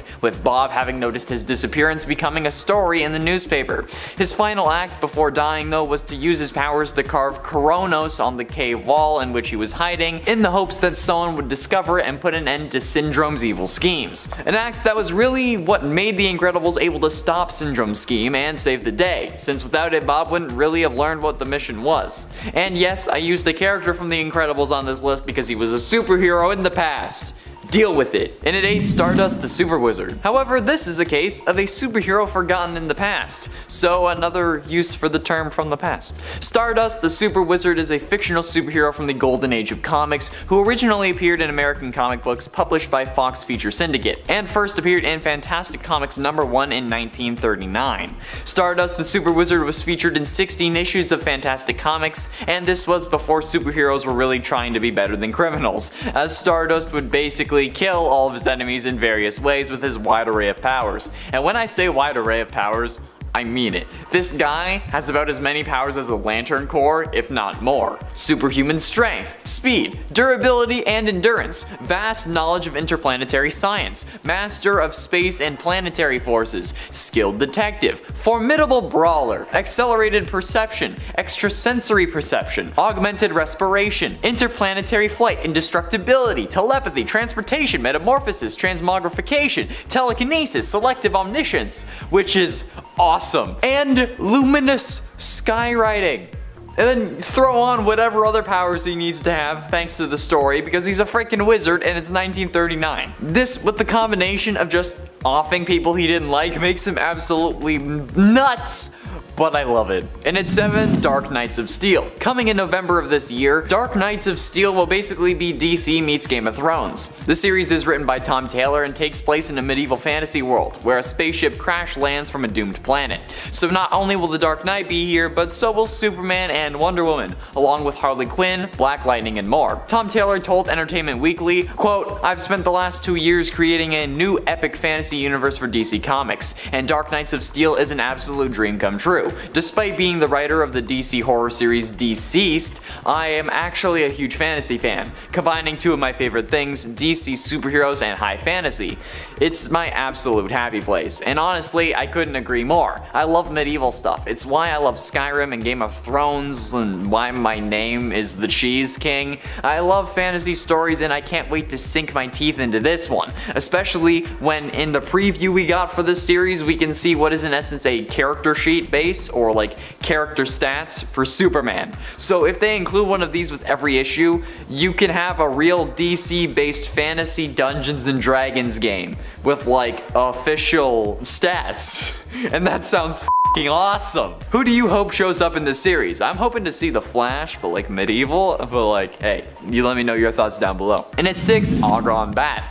Argon Bat is a Japanese superhero created by Suzuki Ichiro and Takeo Nagamatsu in 1931, who originally debuted in a kamishibai, which is a paper theater. Argon Bat is considered by some to be the world's first superhero, and is a precursor to later superhero characters such as the Japanese Prince of Gamma, as well as well-known comic book characters like Superman and Batman. Argon Bat was created by 16-year-old Takeo Nagamatsu and 25-year-old Suzuki Ichiro in 1931. And the two were inspired by drawings of mythological characters in Tokyo's Unio Royale Museum to create a new hero based on science rather than mythology. Argon Bat is a being from ancient Atlantis who was sent forward in time 10,000 years to battle evil forces threatening the present day. He has a golden skull-shaped head, wears a green and white swashbuckler outfit with a high-collared red cape, and carries a rapier. His superpowers include superhuman strength, invulnerability, and the ability to fly. Plus, I mean, he was sent 10,000 years in the future, so if that's not the past, then I don't know what is. Halfway through into number 5, Danny Phantom. Young Danny Fenton, he was just 14 when his parents built a very strange machine. It was designed to view a world unseen, that realm being the ghost dimension aptly named the Ghost Zone. When it didn't quite work, his folks, they just quit. Then Danny took a look inside of it. There was a great big flash and everything just changed. His molecules got all rearranged. And then this 14-year-old kid gained the ability to transform into a human or into a ghost. Danny Phantom is one of my all-time favorite cartoons, and it helped to shape me into who I am today. So of course I'm going to include it as a superhero from the past, because he's from my past, okay? That's right, I found a way to work it in. While in his ghost form, Danny has multiple abilities, including flight, invisibility, intangibility, and to possess people at first. However, as the series goes on, he gains more abilities, such as ghost rays, which are bolts of energies from his hands, cryokinesis, and his ghostly wail, which he learns sooner than he's supposed to, thanks to a version of himself from the future, who he ends up fighting in the 2-part hour-long episode titled Ultimate Enemy, in which present Danny gets dragged to the future, where he he's turned evil thanks to combining with his primary adversary and uncle, Vlad Plasmius. So he also got dragged into the future, thus meaning that he was from the past. Boom! You looking for this? In it for Phantom Rider. Carter Slade was born and raised in Ohio in the mid-19th century, along with his brother Lincoln. Eventually, Carter decided to move out west to the new territories in order to become a school teacher at a new settlement in Montana. However, he came across a group of people slaughtering helpless homesteaders. Though he fought bravely, Carter was eventually defeated, shot multiple times, and slowly dying from his injuries. He was brought to a native medicine man called Flaming Star, who had many years before seen a shooting star that brought with it a special dust. Flaming Star took this as a sign that a champion would one day be sent to them to fight injustice. He believed that Carter was this champion and gave him most of his costume along with the dust, which Carter used to make the rest of it and tame a white horse he called Banshee. However, Carter would eventually die while trying to save his brother Lincoln from a cave-in, which results in Lincoln taking over the mantle of Phantom Rider. Basically, it's Ghost Rider from the Old West. And I think it's without the demon. Getting close to the end in number 3, Captain America. After being a kid from Brooklyn who just wanted to help, Steve Rogers volunteered for an experimental procedure to make super soldiers to aid the Americas during World War II. However, after the experiment was successful, the rest of the equipment was destroyed along with the genius behind it. However, after falling from an experimental drone plane into the North Atlantic Ocean, he spent decades frozen in a block of ice in a state of suspended animation. Quite literally being a superhero from the past, even in real world standards, since this was also his reintroduction into the Marvel Comics Silver and Bronze Age. I think we all know this story at this point thanks to the absolute success of the MCU, but it's still easy to forget that Cap was originally from the 40s until comic books were on the rise again in the 60s, which is really interesting because, like, in the most literal sense of the word, Captain America is a hero from the past, and is probably the most fitting character for this list for that reason. But there are a couple more that I wanted to talk about, so I put him at number 3. Penultimately, in at number 2, Black Knight. Marvel Comics' first Black Knight, Sir Percy of Scandia, first appeared in the medieval adventure series Black Knight numbers 1 to 5 from Atlantic Comics, the 1950s precursor to Marvel Comics, and this ran in 1955. The original Black Knight is Sir Percy of Scandia, a 6th century knight who serves at the court of King Arthur as his greatest warrior and one of the Knights of the Round Table. While the modern Black Knight seems to be making an appearance in the Eternals, the original Black Knight was recruited by the wizard Merlin and adopts a double identity. He pretends to be totally incompetent until changing into the persona of the Black Knight. As the Black Knight, Percy wields the Ebony Blade, which Merlin forged himself from a meteorite. The modern version, known as Dan Whitman, is the original Black Knight's descendant and the supervillain Black Knight's nephew. He inherited the mystical Ebony Blade that carried a curse and took the Black Knight mantle to help restore honor to it. And I gotta say, it's a really weird family dynamic that you got going on. This family reunions must be really awkward. Finally, in at number 1, Paul Manning. In the year 5700, we see a hero known as Paul Manning, who would appear whenever the world was in danger. However, it was revealed that this Paul Manning was in fact the Green Lantern known as Hal Jordan, who would be brought to the year 5700 by the Solarians. They would also wipe his mind and clear his memories to implant him with new ones, which is where Paul Manning came from. It was a created identity by the Solarians to get Hal to save them whenever they were having issues, or maybe if a really important cat was stuck in a tree. Eventually though, after being brought to the future many times, Hal ended up subconsciously creating an evil doppelganger of himself who took over the Paul Manning identity, and went on to terrorize the Solarians. He would then be defeated by actual Hal and would be converted into a functioning member of society. However, this was also all pre-Crisis, and after the collapse of the multiverse this no longer applies to the main continuity version of Manning. But it's still pretty interesting nonetheless. Like, imagine being pulled into the future and not even knowing it. By that logic, any of us could be from any point in the past, and we just wouldn't know. Number 10, Draculina. To be clear, when we talk about heroes you've never heard of, we're more talking about those that sit on the outskirts of the superhero fandoms. So you won't find them likely on the big screen or on DC's or Marvel's main teams like the Justice League, Avengers, or the X-Men. Instead, these are heroes who come from a more humble background by comparison. Some of them may have been simply forgotten due to just how long they've been around, around, whereas others typically are associated with smaller or even in some cases now defunct publishers. Coming from the world of fellow indie hero Vampirella, Draculina is sort of Ella's adopted sister and also kind of her ex-lover or ex-one-night stand. There have actually been at least 2 different Draculinas, possibly 3 at this point. One is Lilith's biological daughter and the biological twin sister of Vampy, who is blonde. The other one, the one I'm focusing on, who was once Vampy's lover, became obsessed with her and was eventually adopted by Lilith to become the new Draculina. If you want to learn more about her and other Vampy adjacent characters, Sacred 6 is a pretty cool comic that I would recommend that you check out. Or you can learn more about this version of Draculina in the 2019 Vampirella series from Dynamite. Both of those series, by the way, are by Christopher Priest. Both Draculinas go by the name Victory, although the one we're talking about here was originally named Victoria, but the two do differ in terms of appearance and, like I said, blood relation.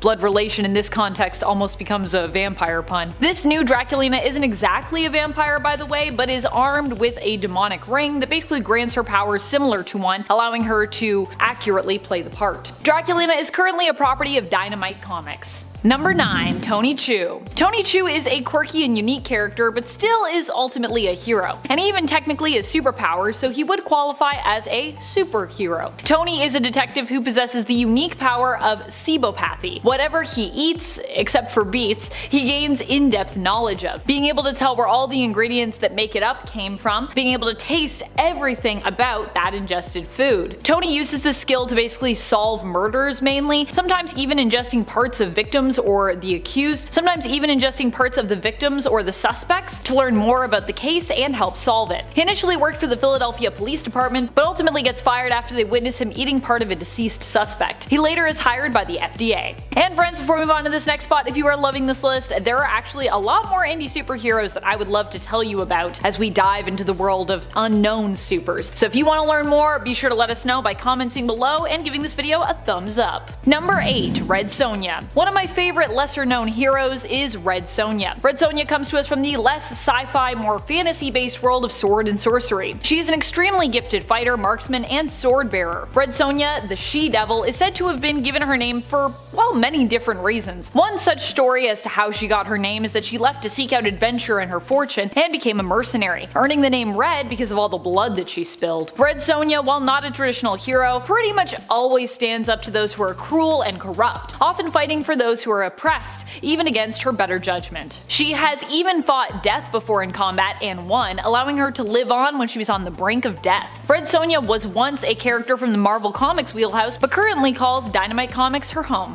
Number 7. Vampirella, but you can call her Vampy. Vampirella isn't a conventional hero by any means, but she definitely tries to do what's best by folks while still being a vampire from outer space, and at the same time with ties to Lilith and Hell. Overall, she's both complicated and also kinda super simple, and it's that weird blend of those two very different elements that I love about her. Vampy, being an intergalactic vampire, is super strong, fast, can fly because she actually has wings, and also has been shown to have access to advanced technology at times due to her ties to the planet Draculon. Vampirella is currently attached to Dynamite Comics, but was originally a property of Warren Publishing. Number 6. Savage Dragon. Savage Dragon is a popular hero as far as the lesser known or indie heroes go, so if you haven't heard of him before, you might want to check him out.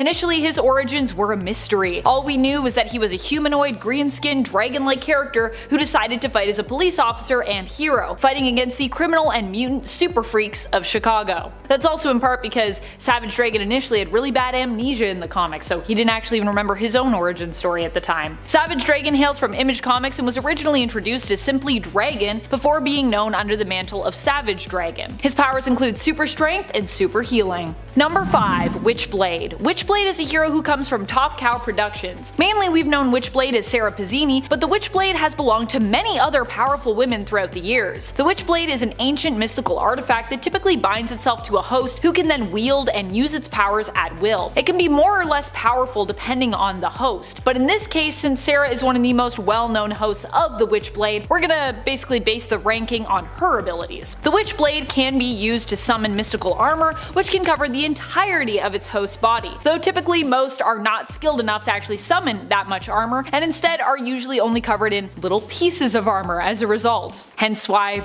you see that Witchblade art and she's like, not really covered in much. This armor grants the wearer invulnerability, but even if its host host is harmed, it also grants the power to heal. Aside from creating armor, the Witchblade can also be used to create weapons on the fly. It also increases its host's strength and endurance. Sarah herself was also a trained NYPD detective prior to becoming the host for the Witchblade, so she also brings her skills as an officer and detective to the table. Number 4. Luther Strode. Luther Strode is the main character in the Strange Talent of Luther Strode series, a series that hails from Image Comics. Luther ends up acquiring powers that enhance his strength, durability, speed, and combat skills after receiving a mail-order exercise program known as the Hercules Method. Luther's powers, however, only create more harm than good in his life and lead to a lot of death, much of it happening as a result of his own involvement. Try as he might to try and do good with it. While not a conventional hero, Luther definitely fits the bill of an anti-hero, or more accurately tragic hero archetype, with everything going awry no matter his intent. He's also someone I would personally love to see take on the hero who made our number 2 spot. Number 3. Radiant Black. Radiant Black is Nathan Burnett, or was Nathan Burnett. Nathan to start, anyways. Going to try not to spoil this series because it's one that I think we should all be reading, so I'm just gonna leave it at Nathan for now. Radiant Black is the first hero we meet in this series. In issue number 1, Nathan ends up getting the powers of the Black Radiant, which basically means he has the powers of a black hole. Radiant Black can manipulate gravity and also becomes super dense with this power set. The downside for this hero is being new means that he's pretty inexperienced in the comics thus far. However, gravity manipulation as a power set is insane, which is how he ranks so high up on this list despite his inexperience. Radiant Black hails from Image Comics, and like I said, if you have not checked out this series and gotten to know the Radiants yet, well, you definitely need to change that, and you need to do so. It's like Power Rangers, but possibly cooler, and I say that having much respect and much love for Power Rangers. So that's not a snub at all, it's just like, it's really good.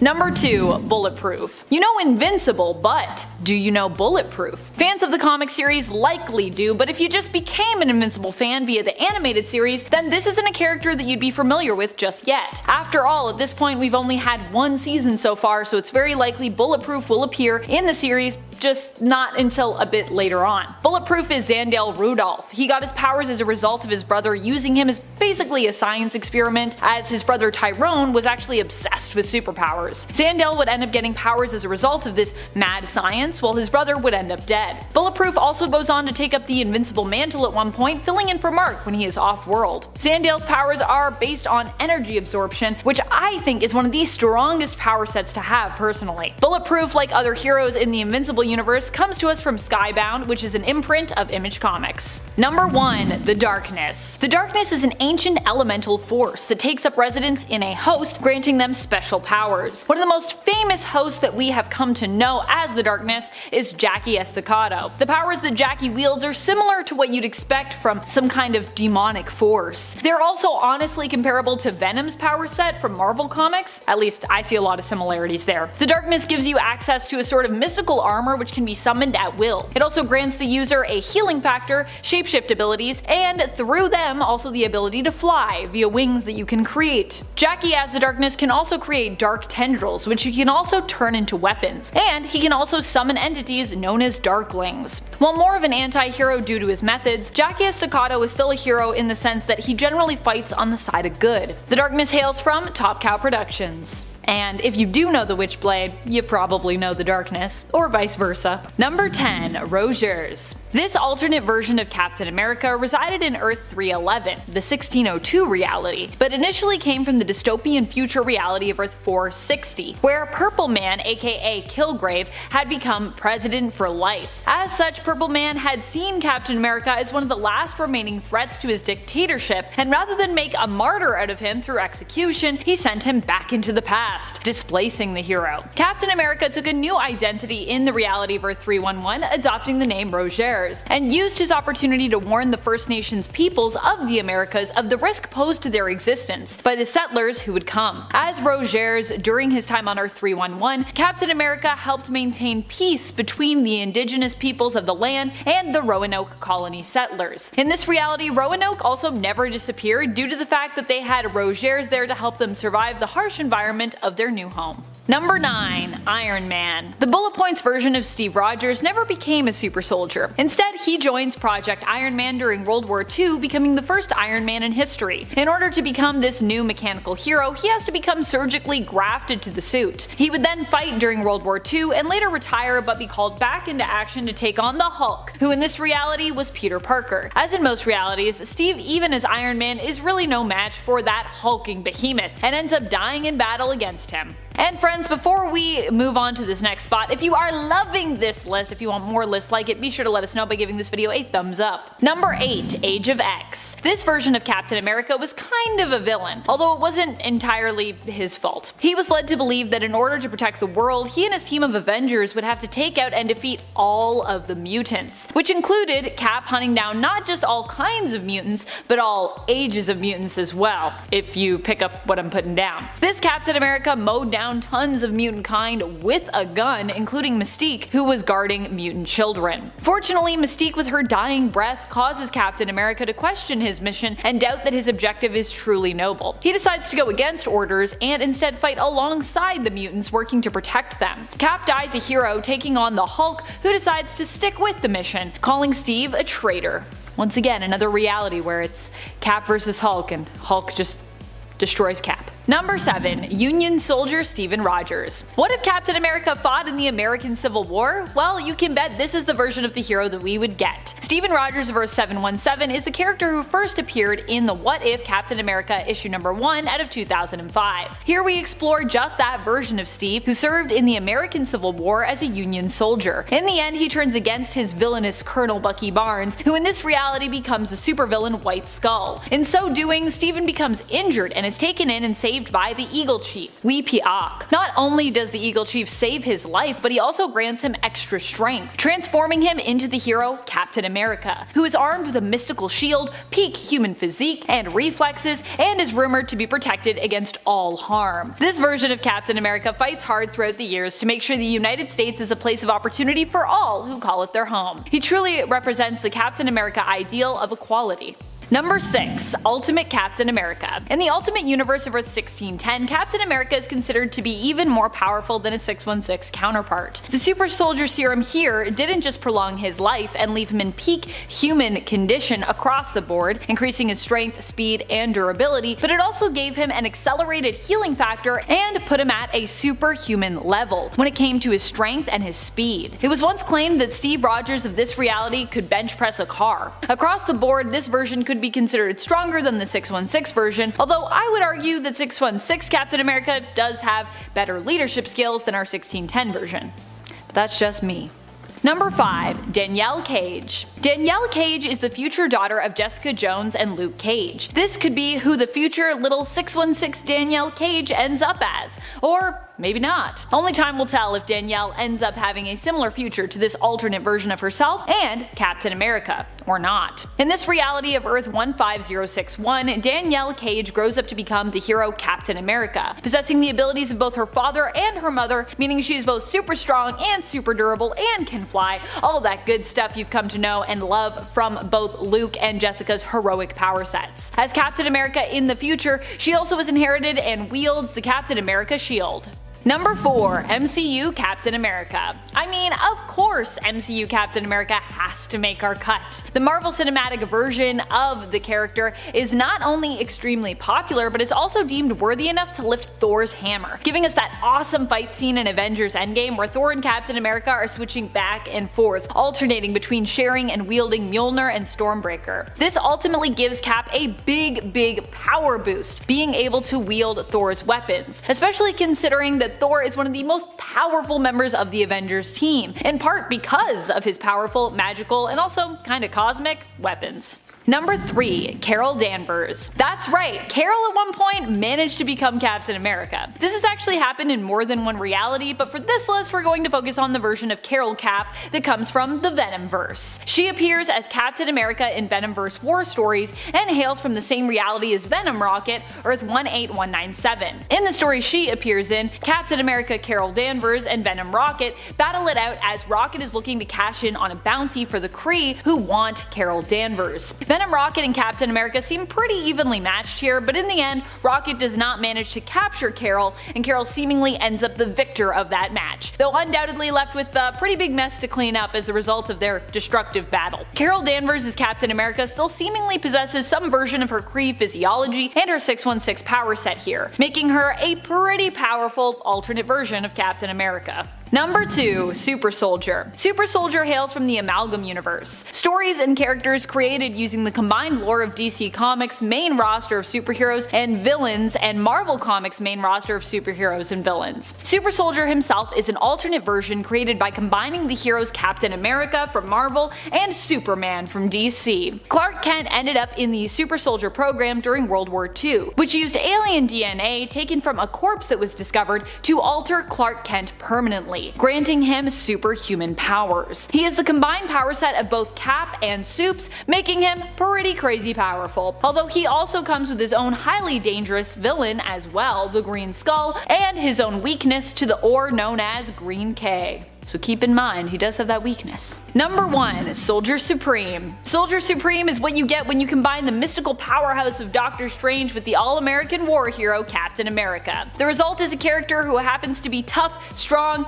fast, and a gifted fighter, while also possessing tons of mystical knowledge and abilities. Soldier Supreme hails from Warp World, the reality created by Gamora when she folded the universe in half using the power of the Infinity Stones. Here, Steve Rogers participated in the Super Soldier program, which was really a front for something less scientific and more magical in nature. Conducting a series of rituals, Dr. Morgan Erskine transformed Steven Rogers into the Soldier Supreme. Kicking off the list at number 10, Giganta. Dora Zuul made her first appearance in Wonder Woman Volume 2, issue 126. She's a supersized villain. She's literally a giant, if her name didn't already tip you off for that. She was once suffering from a fatal blood disease, so in order to try and save herself, she attempted to transfer her life essence into the body of Wonder Woman, which I gotta say, great call. As far as vessels go, that's a pretty good one to use. Because Wonder Woman at this time was in a coma. She was being held at the experimental medical facility where Zuul was working, so it kinda, it was worth a shot. Now during this process, Wonder Girl came in and interrupted it, so instead Zuul's life essence was transferred into a giant test gorilla named Giganta. I can't even say that with a straight face. So instead, Zuul's life essence was now transferred into a giant test gorilla named Giganta. Oops. Now of course, this was a no-go, so her next idea was to transfer herself again, but this time to a strong circus lady named Olga. The transfer worked and Doris could now turn into a giant because Olga apparently could do so before. I think we're okay without giants. I think anything with giants we're just gonna keep out. If it doesn't have a cape, then no. That's it. Number 9. Psycho Pirate. Psycho Pirate. Charles Halstead made his first appearance in All-Star Comics issue 23. He first showed up in the golden age of comics. He was originally an employee of Rex Morgan, who ran a newspaper company called The Daily Career. He wanted more success, of course, so he made the alias Psycho Pirate, and he started to use emotions as a theme for crimes. That sounds intimidating, I think. So the Justice Society would solve crimes based on emotions. That doesn't sound too powerful for the DCEU. If anything, it sounds a little boring where we're heading now. The new Psycho Pirate came out in Superboy Volume 6, issue 23, and he was much different. Roger Hayden can now control emotions, which is a big upgrade. Psycho Pirate is aware that the universes have changed, like he saw the nature of reality die and then get reborn, like New Crisis, Flashpoint, all that good stuff. He was just stuck in the universe watching it all fold and then unfold again. The reality created by Dr. Manhattan's timeline tampering had Roger as a member of the 20, a group of Metropolis citizens infected with Brainiac's psionic virus. So now Hayden can alter your emotions using the Medusa mask. He's getting better and better. The first mask was an artifact stolen from the Metropolis Museum of Art. That mask gave him godly abilities, and we see this in Superman Volume 3, issue 24. Now the second mask used was from Batman Volume 3, and that mask was more of a tool to help him channel his own ability to change others' emotions. Medusa mask or Majora's mask? Which would you rather own?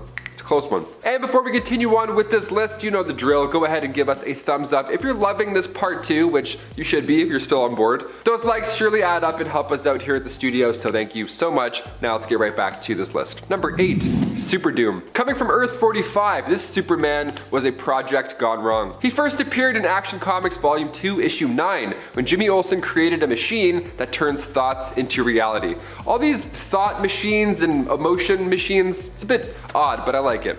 So the gang decided to make a robot Superman next with that machine. They ended up selling this device to Overcorp, which made it into Superman, the Last Knight of Tomorrow, aka the monstrous Super Doom. Overcorp used him to take over the planet, but still, that wasn't enough. Super Doom entered the bleed space, where he would then search the multiverse for its creators, destroying planets and other versions of Superman like Optiman of Earth 36 and Superman of Earth 42. But eventually it came to Earth 23 and had to go toe-to-toe with their Superman, President Calvin Harris. I'm all for evil Supermans in a nightmare sequence, but Super Doom might be a little bit too much. I don't know. Number 7, Relic.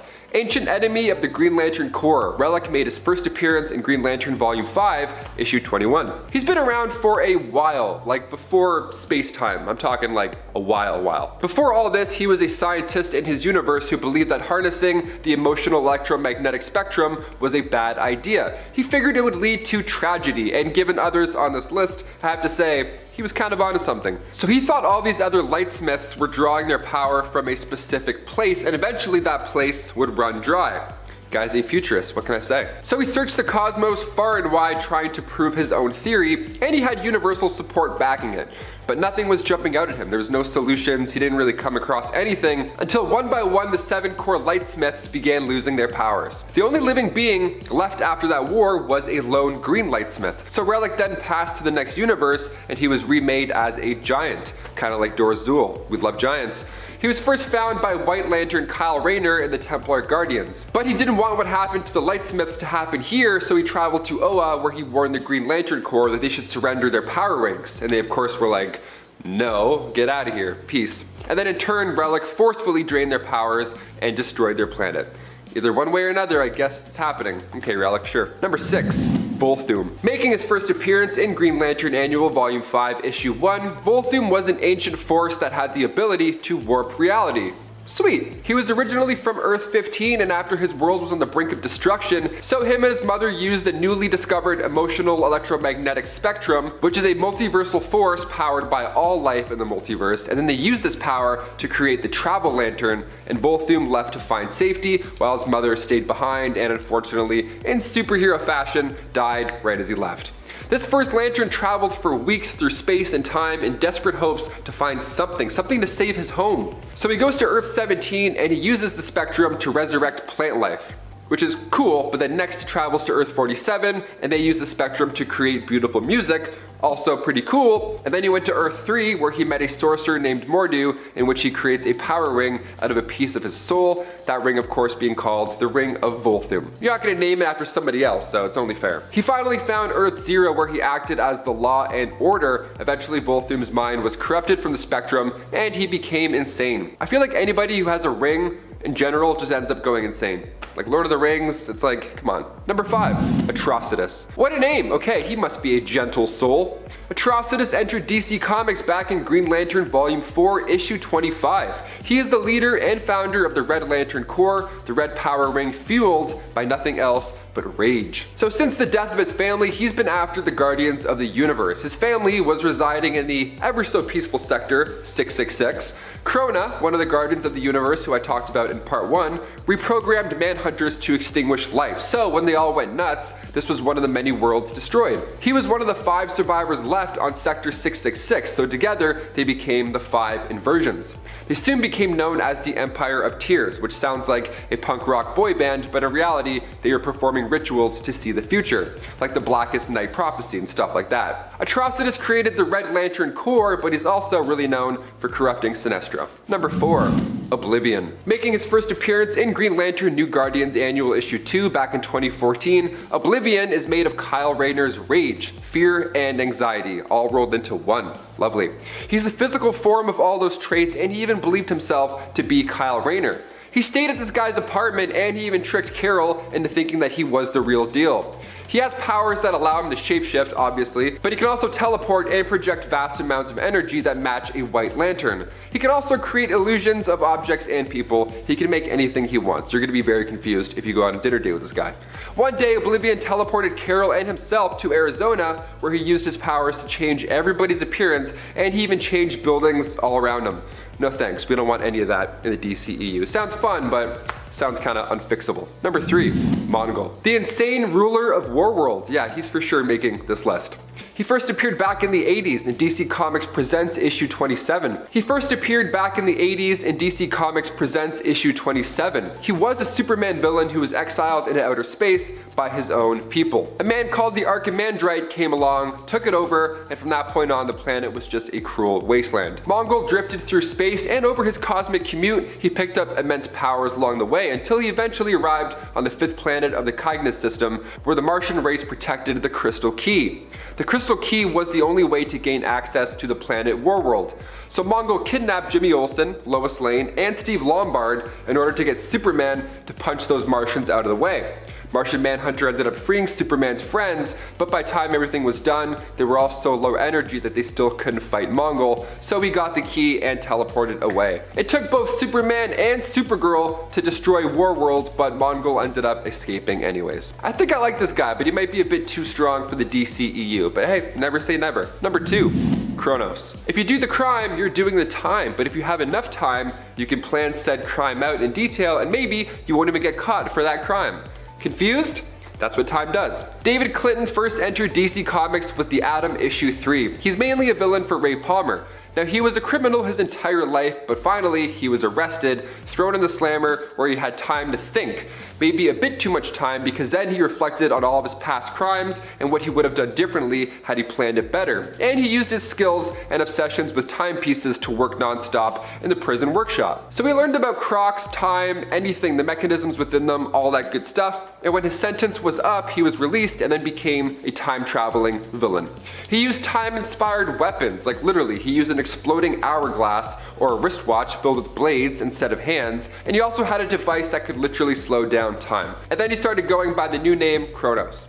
In the DC animated universe, he used these devices to go back in time and steal rare relics from the past. At one point, he tried stealing a utility belt from the Justice League's watchtower, but when he was interrupted, he made a break for it through a time vortex, but Green Lantern, Batman, and Wonder Woman followed him back through there. We mentioned a time guy on part 1, so part 2, we gotta throw another one in. It's the law. And finally, number 1, Grail. We finally got to see Darkseid in the Snyder Cut, but is it too soon perhaps if we meet his daughter? Am I asking for too much? I don't know. She's pretty badass. She made her comic book debut in Justice League Volume 2 issue 40 back in 2015. She was born at the exact same time as Wonder Woman in Divergence issue 1. The Amazonian assassin Marina gave birth to Grail in secret with help from Penelope and Menelope. Marina had to defend her child because Penelope heard the prophecy from Menelope, so apparently this child would cause mass destruction when she grew up. Okay, sure. Marina took Menelope out, so she wasn't really a concern anymore, but afterwards Marina left Themyscira with her daughter, making it the first time Amazons have left the island.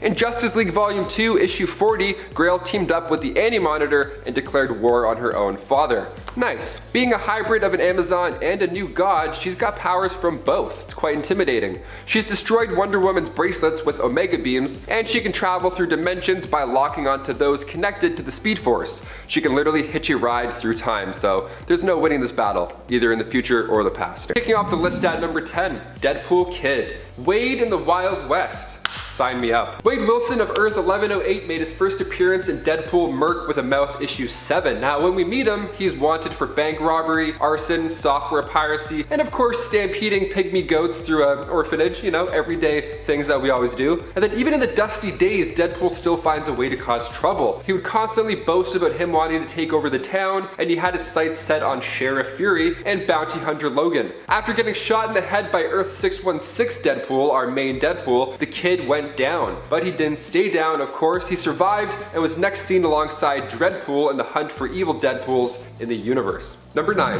Kidpool. Similar name, but much different. Kidpool comes from Earth 10330. Now, he made his first appearance in Prelude to Deadpool Corps issue 2, and he started his days out as a student of the Xavier Orphanage for Troubled Boys. Now, due to his abrasive personality, he of course didn't fit in with the other super kids, so he was lonely most of the time. Now, one day he was sent to detention with Scott Summers, and Wade convinced Scott that they should both break out and go to prom instead. I agree, I mean, detention during prom, come on, that's just cruel. But in order to convince Scotty Boy to be a rebel, Wade promised him he'd help Scott get with Jean Grey. That ought to do the trick. While at prom, Kidpool caused trouble and even fought Logan. It was a hot mess. Mistress Storm stopped the fight and Kidpool was on his way out when Deadpool arrived and also recruited this Kidpool. And before we continue with this list, if you want to go ahead and give us a thumbs up, that would be great. It helps our channel out quite a bit. You guys are the best. Thanks for your support. Now let's get right back to this video. Number 8, Dreadpool. In the reality of Earth 12101, the X-Men brought Wade to Dr. Ben Brighton, aka Psycho Man, in an attempt to cure Wade. Now they wanted him to shut down all these voices in Wade's head, but he didn't do that. He actually did the opposite. Wade was now encouraged to kill everybody in the Marvel Universe. And he started out by going after the Fantastic Four. Reed and the Thing were toast in just a couple of pages. Sue Storm held Dreadpool off by making his head explode, but once he healed, she was next to go. Dreadpool stole a device from Reed Richards that he used to take down the Watcher. So right off the bat, things get ugly.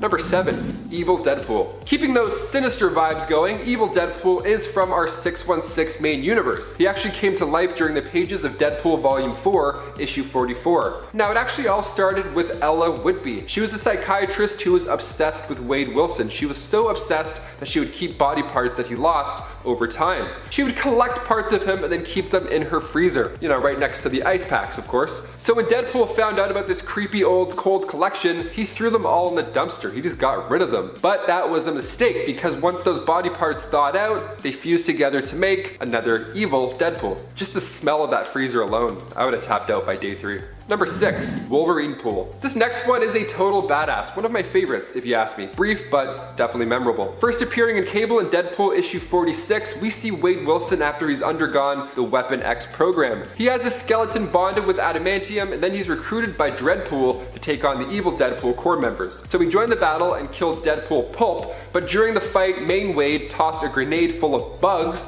at Wolverine Pool. So the grenade went off and the bugs chewed at Wade's skin, just chewed him apart until nothing was left over except the adamantium skeleton and claws. Definitely the grossest way to go out, that's for sure. Number 5, Death Mask. While I mentioned a botched surgery earlier with Wade, this next one went exactly as planned. On Earth 11683, Reed Richards was able to remove a lethal brain tumor from Wade's head, so now he was better off than ever. No evil voices, and now he was actually a genius. But did he change the world one revolutionary invention at a time? Nope, he was a master criminal. But still, he's smart, I don't know. He built an empire. Wade went by the name Death Mask and killed that world's Victor Von Doom, and his outfit was actually a red version of Doom's. It was pretty sweet, I'm not gonna lie. Even after Death Mask was beaten by our main Deadpool, it didn't end there. Death Mask made a deal with Mephisto in order to release monsters on Earth, one of those monsters being Infernal Hulk. Ouch.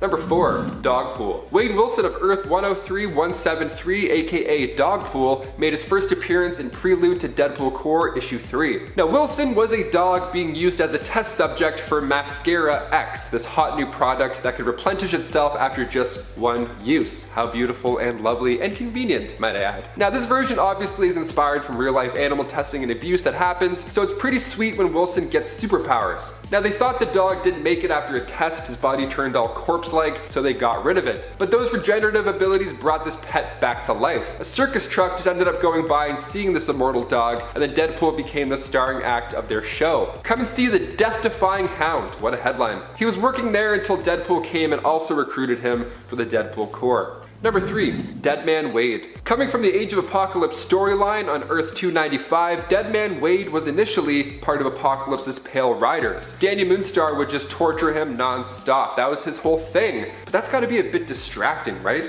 While the Riders were seeking out Avalon, Damask was so annoyed by the torture and the sounds that she strangled Moonstar to death. She just couldn't take it anymore. It's like when my sister would sing Taylor Swift, I'm like, a 4-hour drive, come on. So Deadman Wade wasn't too happy at this point, but when they finally arrived to Avalon, Wade's attack on innocent people was so much that Nightcrawler deemed it necessary to end his life. And he did so by teleporting away whilst grabbing his head. If you want to see Deadman Wade in more agony, begin so with Excalibur issue 1. Number 2, Ultimate Deadpool. Wade E. Wilson from the Ultimate Comic Run, Earth 1610 that is, made his first appearance at Ultimate Spider-Man issue 91. Now he had a pretty rough time when it comes to the Ultimates. The Ultimates are a different story, different origins, but Wade's is still bad. See, in Ultimate Spider-Man, Wade E. Wilson gets recruited to hunt down mutants on live television, which sounds like a pretty cool gig, but the government figured this is what the people want, and honestly, they're not too far off. People love tuning in. This is like the hot show. It's the talk of the town. And his appearance is even more shocking once Spider-Man unmasks him, and the fact that he does so on live television causes Wade to go nuts. And it was even worse than that because Spider-Man made him feel horrible for how he looked. He said his face smelled like a KFC dumpster on a hot day. What a roast. Oh my god, Spider-Man, relax. And also in Ultimate Spider-Man issue 92, Spider-Man is about to be unmasked himself, but Deadpool prevents it from happening. He says to respect the mask. How ironic. Number 1, Lady Deadpool. We just met Lady Loki and she kind of stole the entire show on Disney+, so we gotta end this list with Lady Deadpool. Wanda Wilson from Earth 3010 made her first appearance in Deadpool Merc the Mouth issue 7. Now this version of Deadpool cared, dare I say. She wanted to at least feel like she belonged and was part of a bigger, more important movement. So she led an assault force against the crooked General America, which was an evil Captain America in that world, and then she eventually found her place leading the Deadpool Corps, that team I've been mentioning throughout this entire list. In fact, Lady Deadpool was the one to tip off our main 616 Wade on the whole operation. Wade actually tossed Headpool at General America, but then he bit his arm off. Headpool was from the zombie universe, so Wade had to take the General's infected arm with him after he left Wanda's Earth. All the blood, all the arms, all the Deadpools, all the fun. In a tent bearing blood, Lord John Falsworth was the youngest of 2 sons of Lord William Falsworth, one of the wealthiest members of the British aristocracy in late Victorian and Edwardian times. John left embittered when his older brother Montgomery inherited the title and the bulk of his estate upon William's death, shortly before World War I. Eventually, Falsworth sought the Castle Dracula in Romania in order to find and control the Dracula as a means of achieving immense wealth and power. However, Falsworth fell victim to Dracula's hypnotic powers because, you know, he's a vampire and was turned into a vampire himself. Dracula bid Falsworth to return to England to wreak havoc upon the country that had repulsed him earlier. Although Falsworth's activities remained largely unrevealed during this time, at some point he again offered his services to the emerging fascist regime in Germany. That's right, folks. We gotta... can't really say it. German scientists performed painful experiments which enabled him to avoid his vulnerability to direct sunlight, and during World War II, German intelligence once again sent Falsworth to England to continue a new reign of terror. Wonderful. And in 9, Batman. Bruce Wayne died when the vigilante Batman was turned into a vampire. With now only one side of his dual life to take care of, the vampire haunts the nights, frightening and biting criminals. With most of the vampires being destroyed, Batman confronted Dracula and killed him by impaling the ancient vampire on a tree that was destroyed by lightning. However, the victory came at a cost, because during the fight Dracula successfully drained the last of Batman's blood, destroying his humanity. Nonetheless, Batman retained his sense of self and assured Alfred that only Bruce Wayne had died. The Batman will live on. And thanks to his new vampiric powers, he would be able to protect Gotham City forever. Because, you know, immortality. Not only that though, but then Batman went on to turn the other Justice League members into vampires. Batman lost his supernatural companion of a vampirized Catwoman when she took a fatal crossbow bolt that was aimed at him. Overcome with rage over the death of the only person able to control his bloodlust, Batman killed the Joker and drained all his blood, which only led to more draining. And at 8, Zaris. Zaris is the son of Dracula. Angry with humanity, encroaching into vampire territory, and unhappy with his founder's leadership, Zaris created a secret alliance with the leaders of various vampire sects. The Claus sect, which was warriors, the Charnaputra sect, Mysticos sect, Nosferatu sect, Atlantean sect, the Moshka sect, and the Siren sect, all to overthrow his father. He accomplished this at the Centennial Meeting of the Vampires. Yeah, they have a meeting every 100 years. He and his allies drove stakes into Dracula and cut his head off, and his allies, like Mysticos, invented devices which cancelled the frequencies of light that were harmful to vampires. So Zarus decided to use these devices to create a new, more dominant place in the world for vampires. He gave these devices to his allies so they could stage a raid on Kriegersekt's fortress, eliminating their senior leadership. A vampire with devices that cancel out what the vampire's weaknesses are? No thanks. In at number 7, Harkon Volkihar. Lord Volkihar is actually the main antagonist of the Elder Scrolls V Skyrim's DLC Dawnguard's main storyline. This vampire lord is not only a vampire, but he can also shapeshift into a vampire lord form that gives him a boost to all of his abilities and magics. Lord Volkihar once read a prophecy about a bow that could blot out the sun permanently, causing Skyrim to be a land free for vampires to roam. But to complete this prophecy, he needs Auriel's bow, which is technically also known as Akatosh's bow, since Auriel is just the elven name for Akatosh, and a daughter of Cold Harbor, which is a pure-blooded vampire made by the Daedric Lord Molag Bal after a, let's call it a ritual.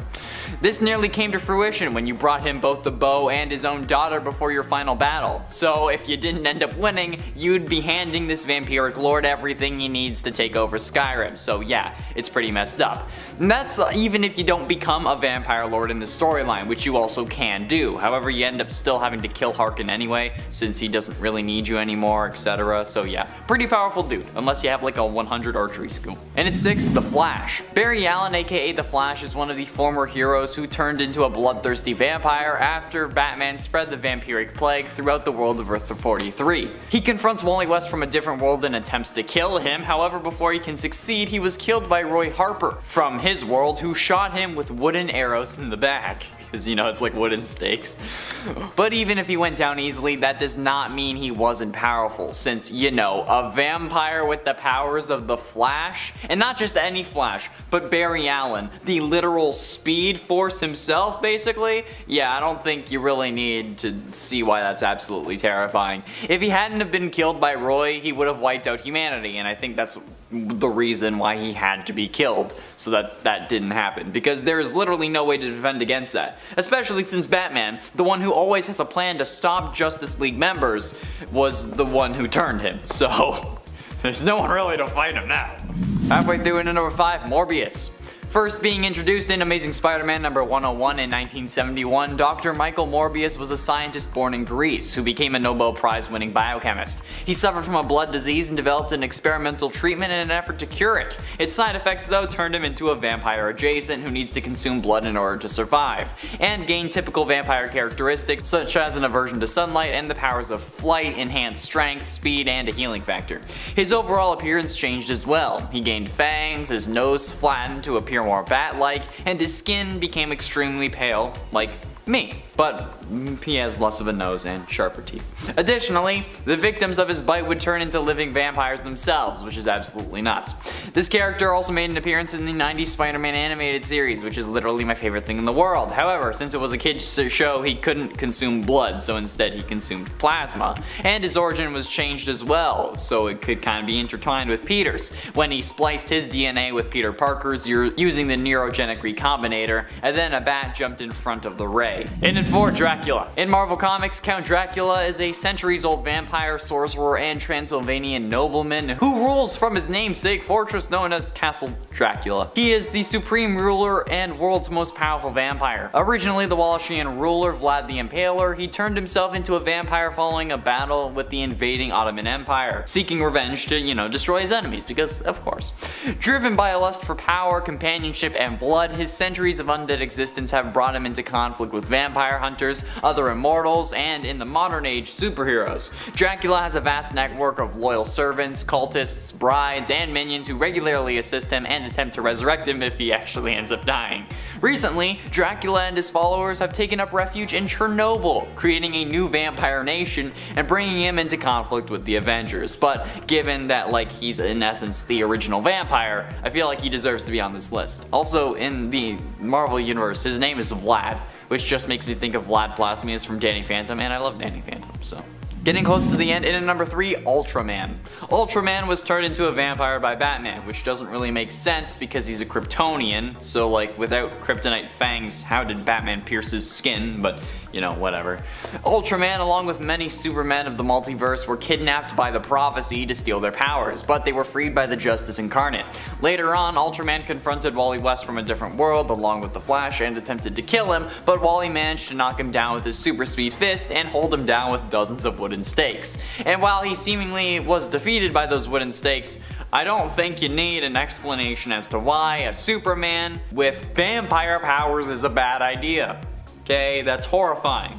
Although this does beg the question, does it cancel out like the whole sun powers thing, since like vampires are weak to sunlight but Superman uses the yellow sun to get his powers? Or is it just like that a Kryptonian vampire is double weak to a red sun? Because he's already double weak to a red sun, but does that mean that like he doesn't really have powers? I don't know. It's an interesting debate that I believe you should have in the comments, but respectfully. Can't believe I'm saying that, because no one's gonna listen. Who am I kidding? Penultimately, in at number 2, the Alpha Vampire. In the world of Supernatural, the Alpha Vampire was the very first vampire and basically father of all other vampires. He was one of the Alpha monsters captured and interrogated by Crowley and Castiel in their efforts to locate Purgatory. He escaped Crowley's prison though and set up a new nest in North Dakota, and then Montana. He was later tracked down for his blood for the weapon to defeat the Leviathans, and ultimately recognizing a common enemy, he actually gave the Winchesters his blood without a fight. During an attack on the British Men of Letters though, the Alpha Vampire was killed by Sam Winchester with the cult, like the demon cult that can for some reason kill literally everything. I don't know how, but whatever. The Alpha Vampire is first glimpsed briefly flashing in the minds of his children as it's commanding them to recruit more of his army in like season 6. Nothing is known about this particular monster aside from the fact that its messages can be heard by all other vampires, and he can also just knock them out if he wants to.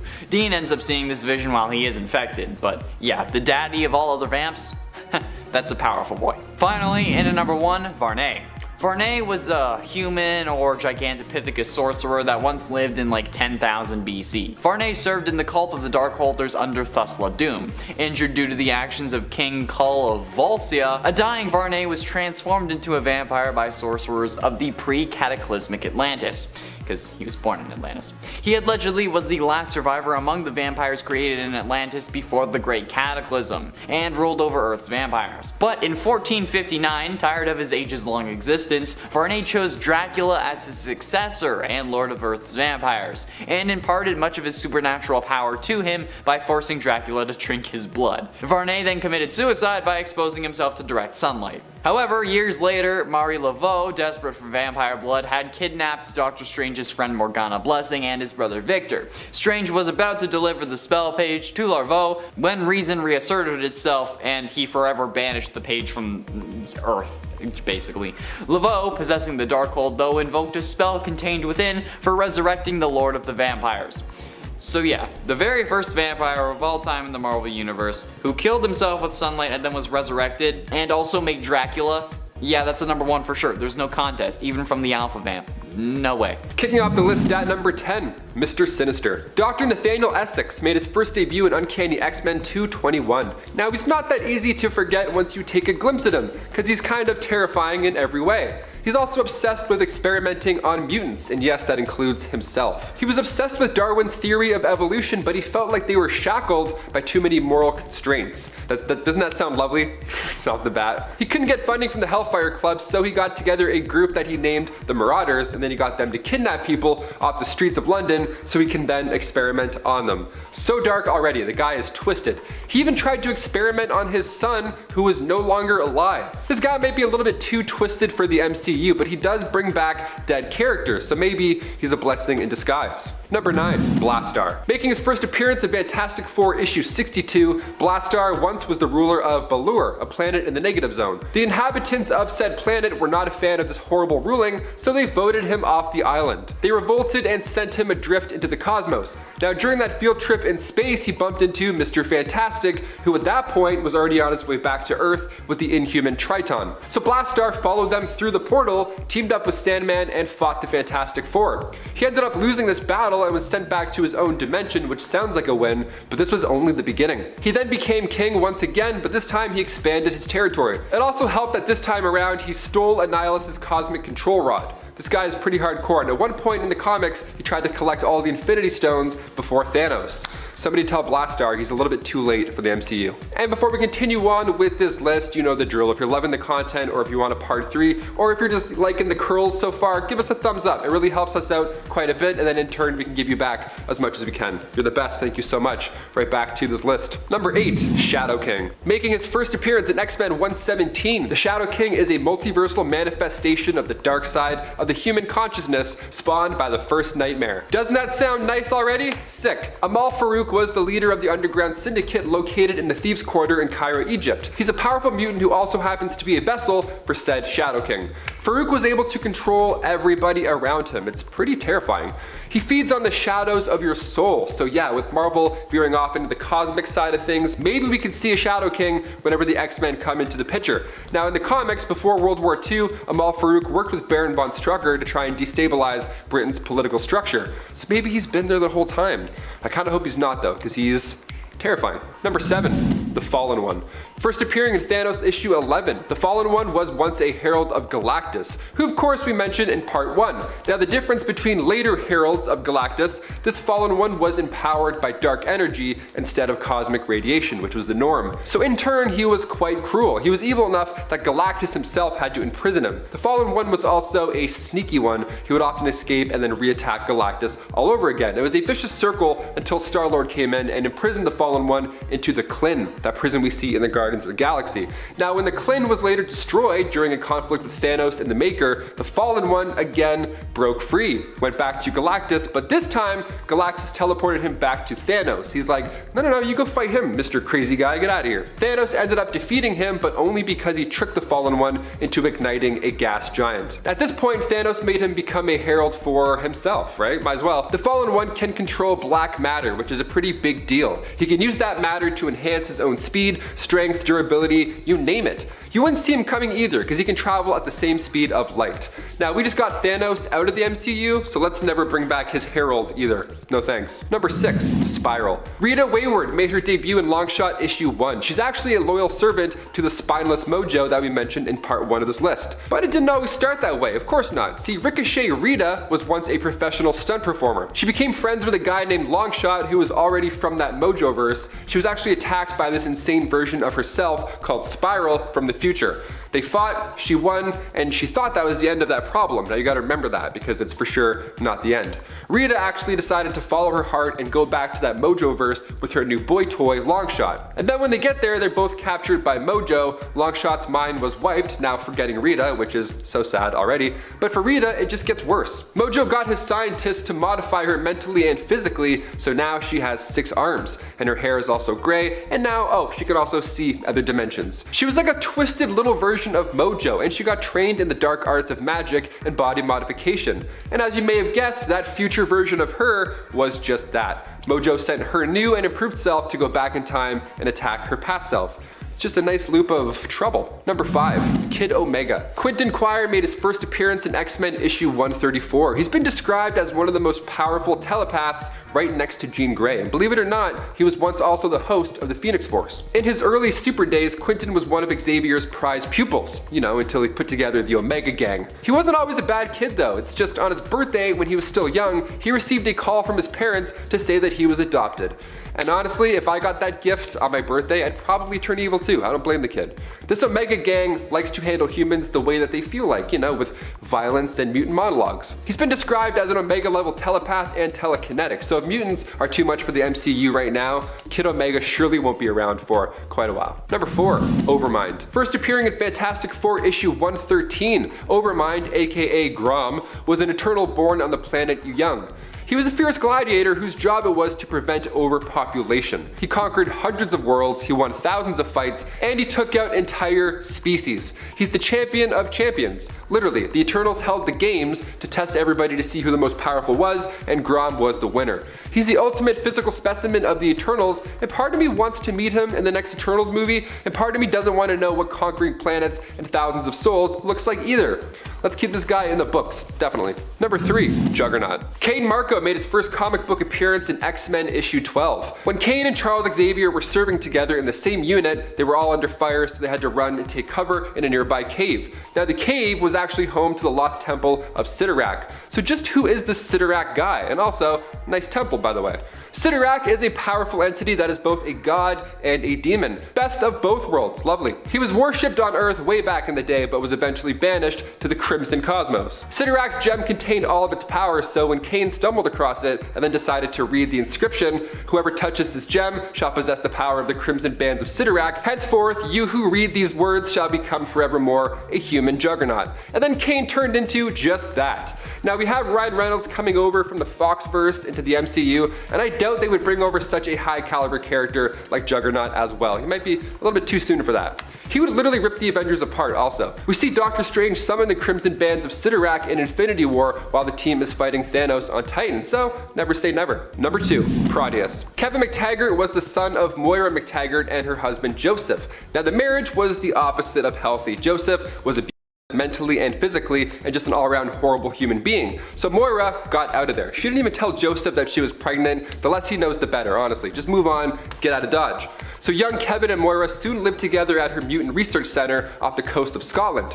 Now Kevin, as he got older, manifested mutant abilities, so now he has this uncontrollable need for power. He craved it, literally. So Moira had to hide him. She had to keep him locked up in a cell for years and only referred to him as Mutant X, which is kind of a dark nickname already off the bat. I mean, sure, could have just still called him Kevin, but great. She wanted to keep him safe and also not have strangers get the soul sucked out of them on their way to work, so that's a bonus. Keep him tucked below. But one day while Magneto was fighting the X-Men, Kevin's cell was damaged and he got out. Since the isosteric energy in his cell was no longer holding him back, Kevin was able to take down Polaris, Multiple Man, and he was even able to evade the Phoenix. But after doing so, his body began to burn out, just like Moira tried to prevent all this time. So now the only solution he has was to possess human hosts, one after another. He renamed himself Proteus, with his imagination the only thing that limits his powers. He's made of psionic energy, and he too can warp reality.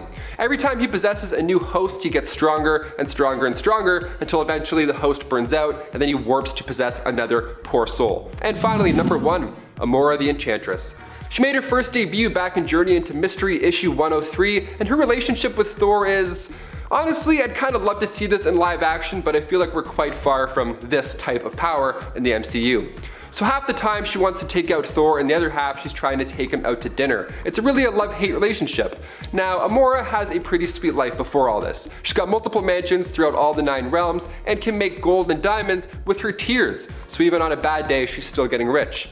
She's really good at seducing people as well. I mean, it's literally her superpower. For example, Scourge, she would seduce him into helping her with evil plans, and he was like, oh yeah, you bet, anything for you, you're so hot, let's do it. And then afterwards, Amora wouldn't follow through with her side of the deal. She would just continue to play hard to get. She messes with your mind and your heart. That's a double whammy. One kiss is all it takes for her to completely own you and your soul. In the comics, she was sent by Odin to take out Jane Foster because the whole, loving on different worlds thing is long distance, I guess. That's a no-go for the God Squad. But when she tried to attack Jane, Thor intervened and she was banished to Earth by Odin, where she then joined the Masters of Evil. Now, she doesn't have too much experience with hand-to-hand combat because, well, she doesn't really need it. She just gets other lovers to fight her fights for her. The Bachelorette in space. Nice. Tune in. Love it. And at 10, Cassandra Cain. Cassandra Cain is the 4th Batgirl. Born with the assassin David Cain and Lady Shiva as her parents, she was trained to become the perfect warrior. Her father deprived her of speech so that she would learn movement and physicality as her first language. Batman adopted her into the Batman family during No Man's Land to replace Helena Bertinelli as Batgirl. Cassandra would eventually turn her Batgirl costume over to Stephanie Brown and become a member of Batman Incorporated as Black Bat.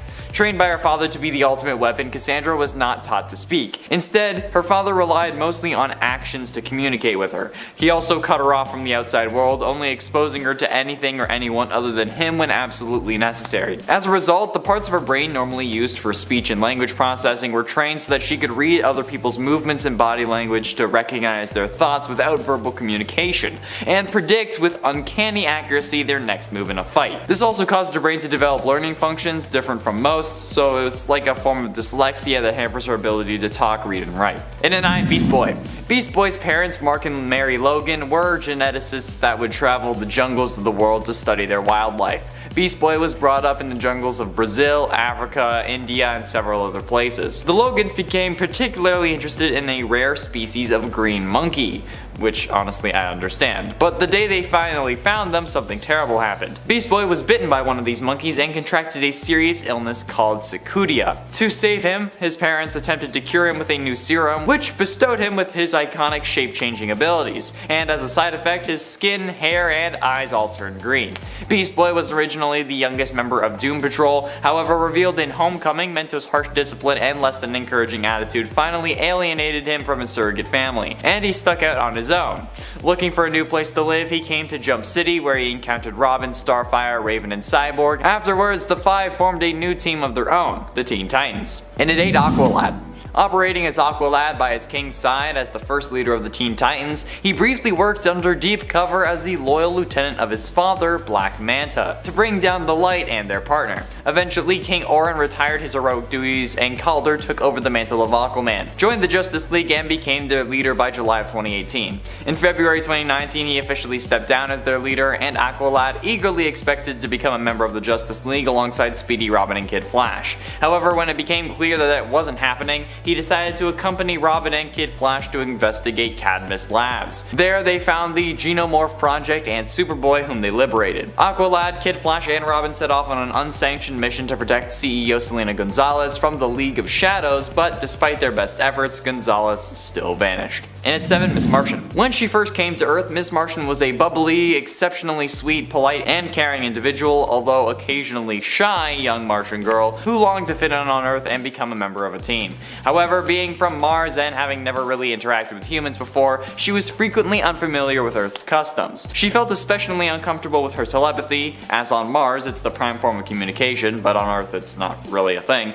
But she was also quite inexperienced, but eager to please. By 2016, she had become considerably more serious, but still retained her caring side. She's become more experienced and adept at using her powers, and isn't afraid to use extreme measures to exact information. As a shapeshifter, she can model her appearance to her desire, which is usually that of a green-skinned female humanoid based on Mary Logan as a teenager, with amber eyes and shoulder-length red hair. Though after 5 years she now keeps her hair shorter at length, but it still grows longer over the months, which she must be doing consciously, because she's a shapeshifter. It's because the hair won't naturally grow if you're just pretending it exists. So she has to be consciously slowly growing her hair, which is interesting to me. And at 6, Tara Markov. Also known as Tara, had manifested the ability to manipulate Earth. She can levitate Earth, manipulate its shape and configuration, like raising the floor to make a shield, or alter its state, like turn hard Earth into a substance similar to quicksand. So basically she's the DC version of an Earthbender. Tara was a child when her powers emerged. Markov's parents freaked out though and thought that she was possessed by evil.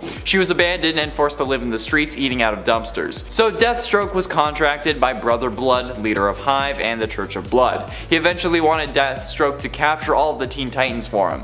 Deathstroke heard of Tara Markov and her powers, and he devised a plan to use her as a spy and, if needed, a bargaining chip. He also went to Markovia and intervened in an attempted public execution. Tara was tied up to a vehicle and dragged around while the mob chanted for her death, calling her a witch and a demon. Deathstroke sliced the head off the man who was holding a gun to Tara's head, and she was later taken in as the latest member of the Teen Titans team. Halfway through in at number 5, Wonder Girl. Cassie Sandsmark was the second person to be called Wonder Girl, the first being Donna Troy. Cassie was the daughter of Dr. Helena Sandsmark and the Greek god Zeus. She spent most of her time at her mother's place of work, the Gateway City Museum of Antiquities, where she had a penchant for getting into trouble. She quickly befriended her mother's new employee, though, Wonder Woman, and was eager eager to help her. During a fight with a Doomsday clone and another battle with Decay, she created a costume and used magical acquirements, the Sandals of Hermes and the Gauntlet of Atlas to be exact, to help Wonder Woman, much to her mother's horror. Cassie later had the opportunity to ask Zeus for a boon and requested real superpowers. Zeus granted her request but gave Dr. Sandsmark the ability to deactivate them. Dr. Sandsmark, however, reluctantly accepted her daughter's wish to be a superhero and rarely, if ever, used this ability, and Artemis was assigned to be her teacher. Zeus giving her mom the ability to turn off those powers, though, is actually probably the most sensible thing someone has ever done in the DC universe, straight up. Like, good on you, Zeus, bro. This is like the most sensible version of Zeus I think I've seen, at least in this instance. And in 4, Damian Wayne. Sometime after Batman became a public hero, he fought Ra's al Ghul and the League of Assassins. During his adventure, he met Raz's daughter, Talia al Ghul. The two young adults fell for each other and, after a brief fling, they conceived a child. Bruce was unaware of the child's conception though and returned to crime fighting for years. Talia, on the other hand, taking advantage of the hero's impressive genes, believed their child to be the perfect heir, and the child was born and given the name Damian. Talia then used the League's extensive scientific resources to inorganically speed up the child's aging, giving him the physiology of a 10-year-old in less than 5 years, which was also used as a plot device to make sense as to why he would be meeting his father.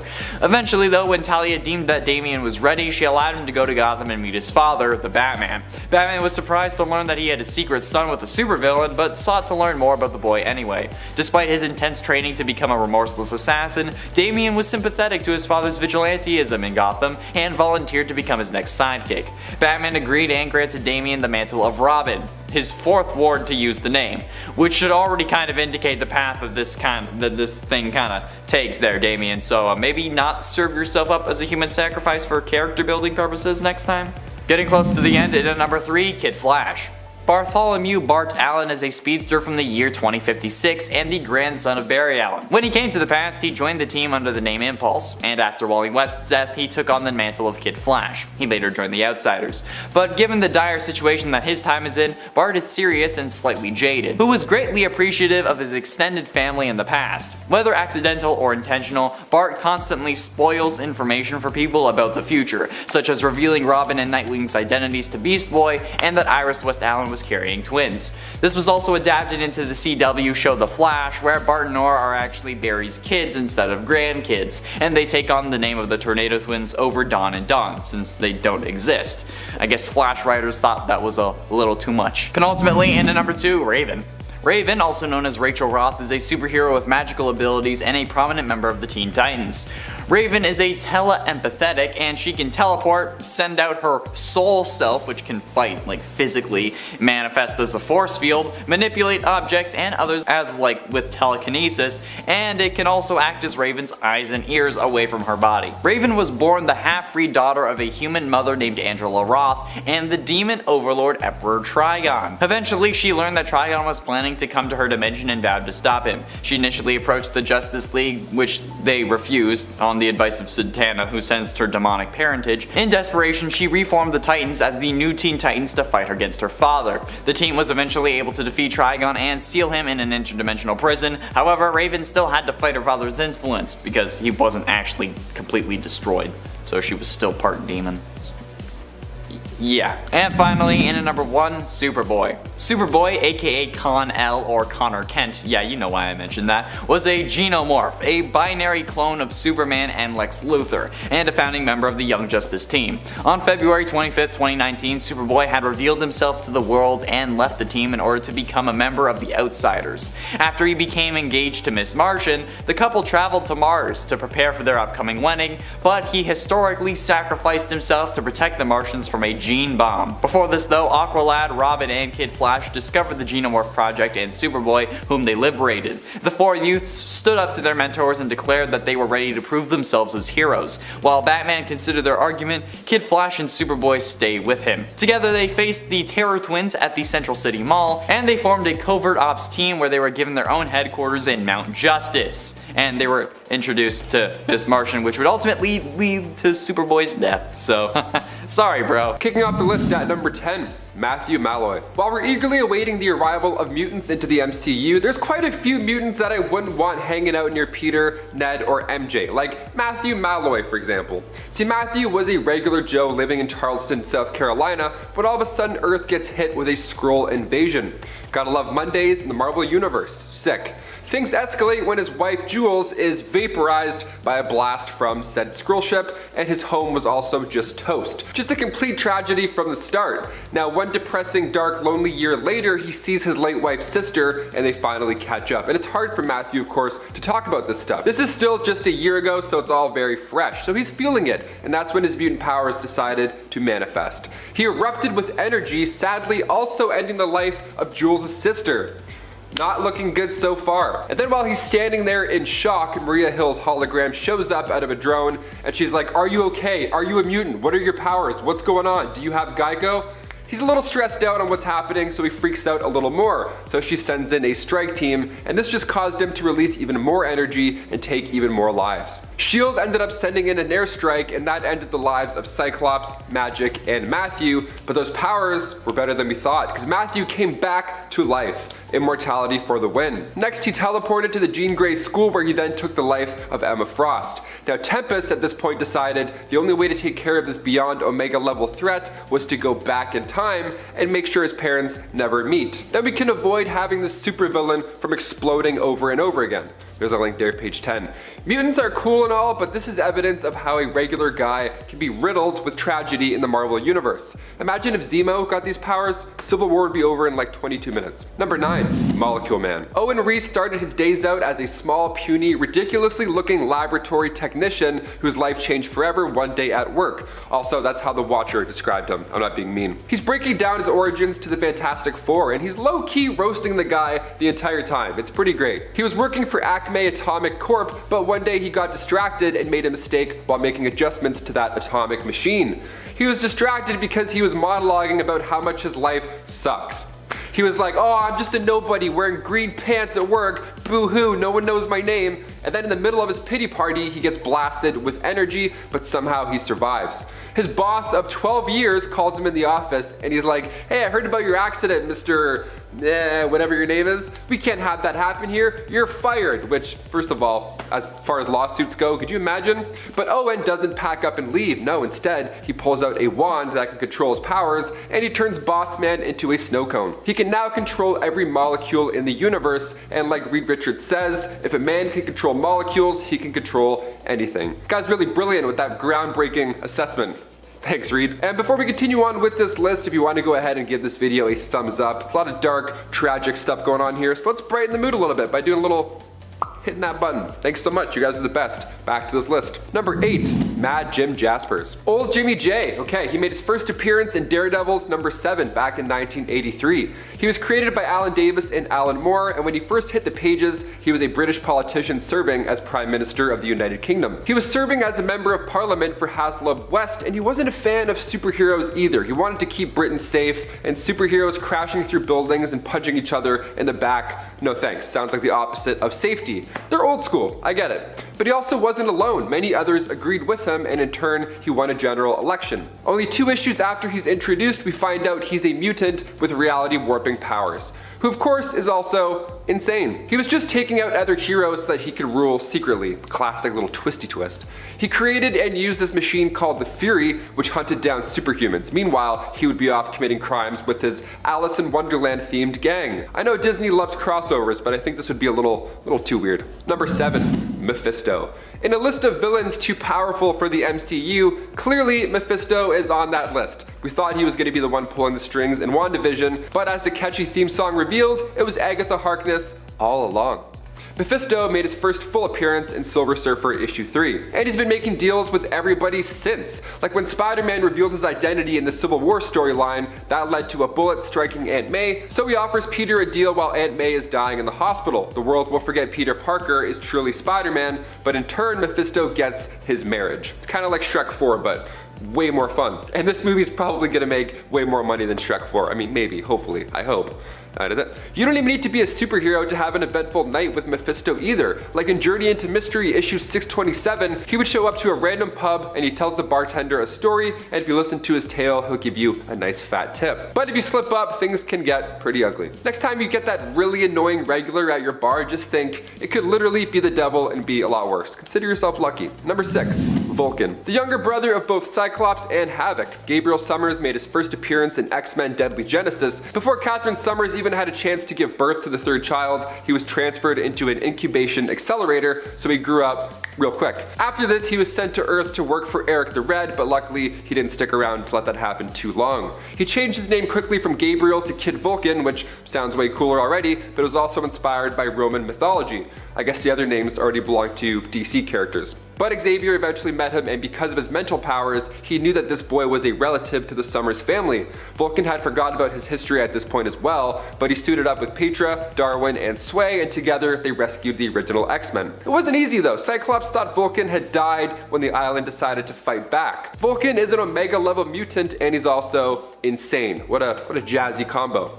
Vulcan can manipulate, absorb, and control energy. This includes Cyclops' optic blasts or even Adam Warlock's energy. And of course, interstellar flight makes those cosmic commutes nice and smooth. Number 5, Onslaught. Making his first debut in X-Men issue 15, Onslaught was a sentient psionic entity created from the minds of Charles Xavier and Magneto. So when the X-Men were fighting the Acolytes, Wolverine hit Magneto, and then in turn Magneto ripped the adamantium from his bones, which I've mentioned on other lists before because that's one of the more painful encounters I've ever seen in comic books. His healing factor then had to work overtime, and Xavier at this point decided it would be the right move to just shut Magneto's mind down, so then he made him catatonic. But during this exact moment, all of Magneto's lust for hate and violence leaked into Charles' subconscious, creating this new personality, Onslaught. Onslaught is quite lucky, because now he gets to tap into the psychic resources of the astral plane where he can manipulate matter and energy.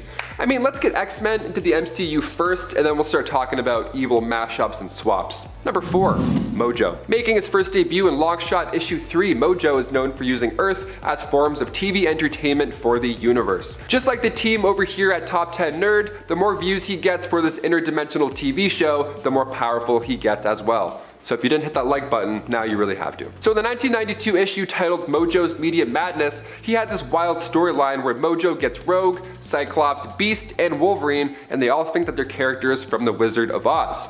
It sounds fun, but for the MCU, this would be way too stupid, dare I say. The comic is crazy enough. I mean, we see his madness really unfold in X-Men issue 10. Mojo is a unique villain. He's part of a race called the Spineless Beings, and they're from a planet named after him called Mojo World inside of a pocket dimension called Mojoverse. It's just all about him, eh? Wow. So this race of spineless beings were also slowly going crazy over time because TV signals from other space-time continuums like ours were scattered into their timelines.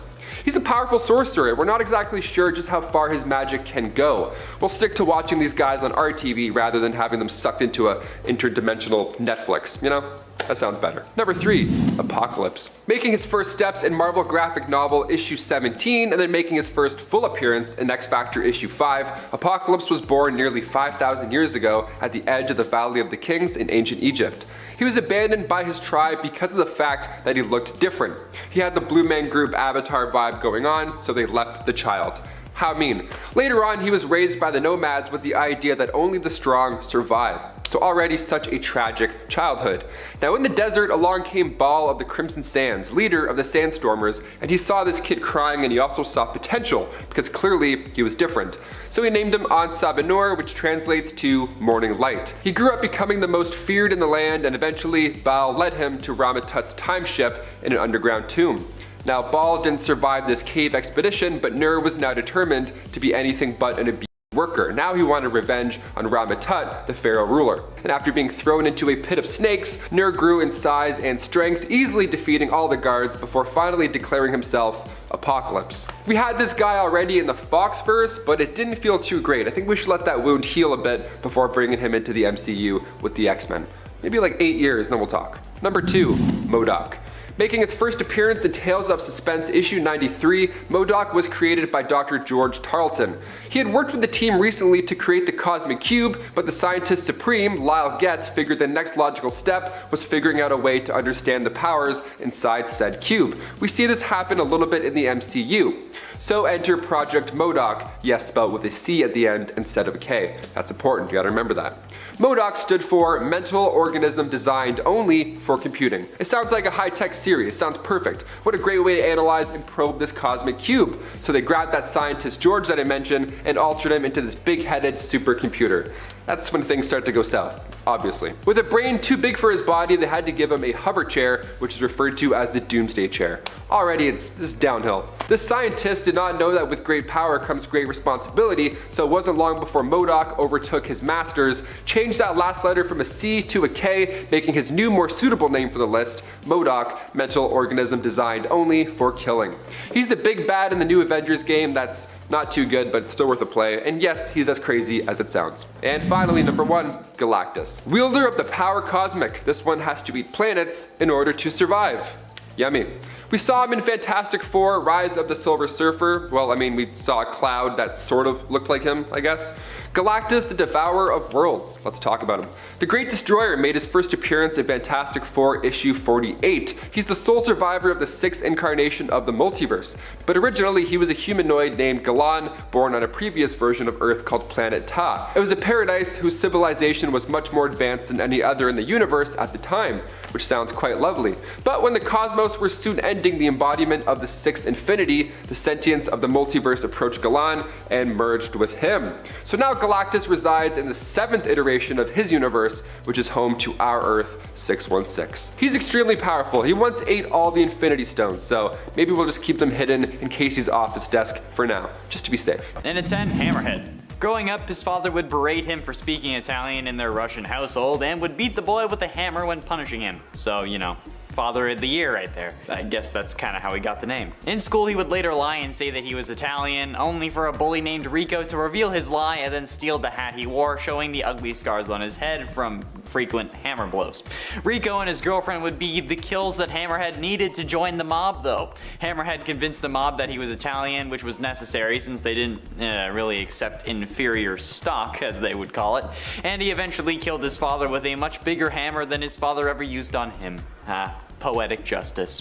When his head was shattered in a brawl, though, Jonas Harrow discovered him in an alley and operated on him, replacing his broken skull with one made of steel, whereas some versions make this an adamantium head instead. He would later go on to get a full-body robotic upgrade from Mr. Negative after being shot in the back of the head with a special bullet, which would have killed him. This is definitely some alpha energy. Coming in at number 9, we have Crossbones. A genetically enhanced mercenary with a hazy past, Crossbones wandered the world as an independent gun for hire until finally catching the attention of the villainous Red Skull.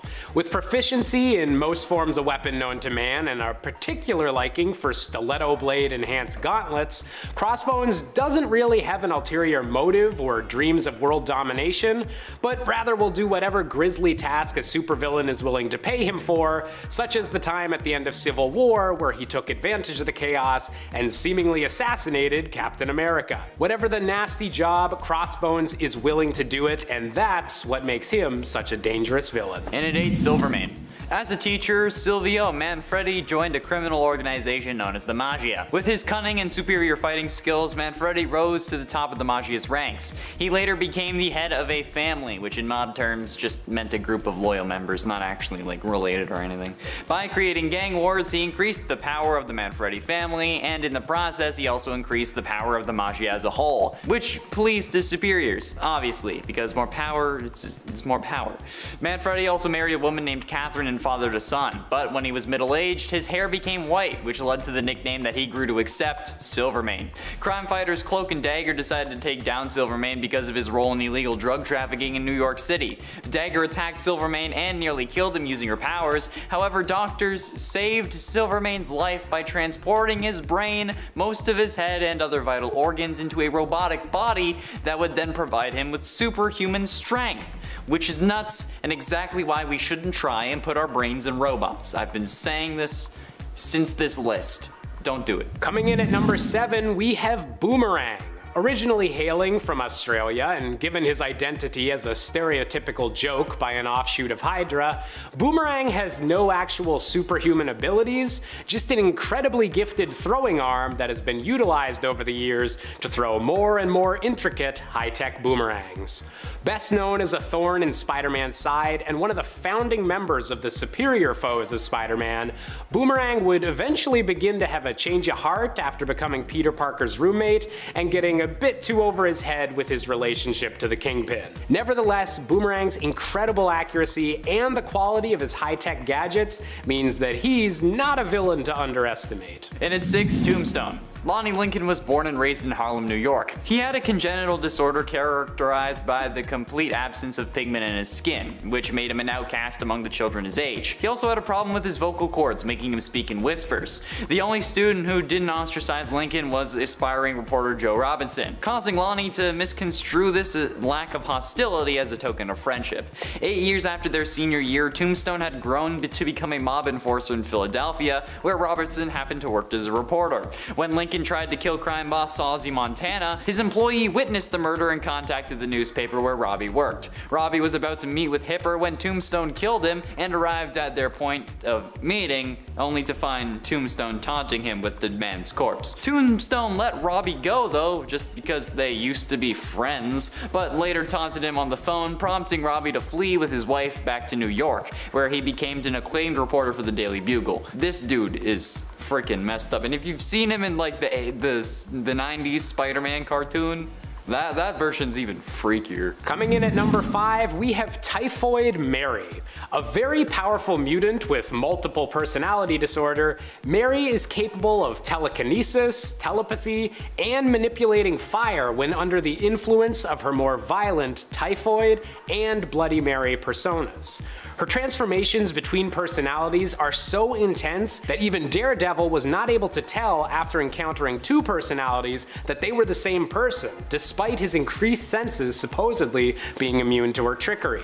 Despite being a mutant, Mary has most often fought with both Daredevil and Spider-Man, giving these street-level heroes a headache as they try to deal with multiple violent women in one deadly body. And at 4, Kingpin. A crime boss is one thing. A crime boss that to the public is a well-respected philanthropist and businessman is something else. But this businessman is like 300 pounds of muscle. Wilson Fisk is an absolute madman who runs most of New York's and Las Vegas's criminal underworld. However, things get even more intense after his wife is killed, so he doesn't end up retiring, which he was actually going to do, but you know, then they killed his wife. After the murder of his wife, not only did he resume leadership of his former organization, but he also turned over his files on other criminal leaders to the law through the costumed crime fighter of Daredevil. Kingpin actually helped Daredevil, except now this time he had the motive of ridding himself of any and all rivals. The ploy actually worked though, and as a result of the evidence in the files, many crime leaders both inside and outside the Magia were convicted. In the ensuing power vacuum, the Kingpin rebuilt his coalition stronger than ever before. He moved on to control a great majority of non-Magia East Coast gangs dealing in conventional crimes, and the Kingpin's organization became stronger than any single Magia family in the New York area. Coming in at number 3, we have Barracuda, the arch nemesis of the Punisher. An optimistic and smiling serial killer and gangster, the Barracuda is everything the Punisher stands against and more. Originally just hired by a larger criminal organization to assassinate Frank Castle, the Barracuda's rivalry with the Punisher became personal when their ensuing battle caused the Barracuda to lose both an eye and all the fingers on his right hand. The Barracuda might not have any superpowers himself, but his depravity and lust for violence are essentially unmatched, with multiple moments over the years that rank as some of Marvel's edgiest, such as snorting drugs off of a fresh human skull and engaging in literal cannibalism. Penultimately, into number 2, The Hood. After seeing Electro fight Daredevil as a child, the life of a supervillain really enticed Parker Robbins. With a mother in need of constant medical care, he soon dropped out of high school to steal money to give her better care. His cousin John told him about some valuable material perfect to steal at a nearby warehouse, and together, they broke into it. They were about to leave when they were attacked by a demon in a cloak. Peter shot the being and assumed that he had killed it, but not wanting to leave empty-handed, he took the cloak and the boots. For some reason, I don't know why you thought you were gonna get any money for it, but whatever. On the way home, he was jumped for his shoes and used the boots to escape. And upon finding out that the boots actually gave him the ability to walk on air, he took the cloak over to John's apartment, where he found out that the cloak gave him powers as well, originating from the demon Dormammu, though he didn't know it at the time. A dude with a cloak and boots giving him a fraction of the powers of Dormammu? Yeah, that's a number 2 for me. Pun intended now. And coming in at our top spot, we've got to go with the classic Daredevil villain, Bullseye. An incredibly skilled assassin with nearly perfect accuracy, Bullseye ranks as one of the greatest villains that heroes like Spider-Man and Daredevil have ever had to face.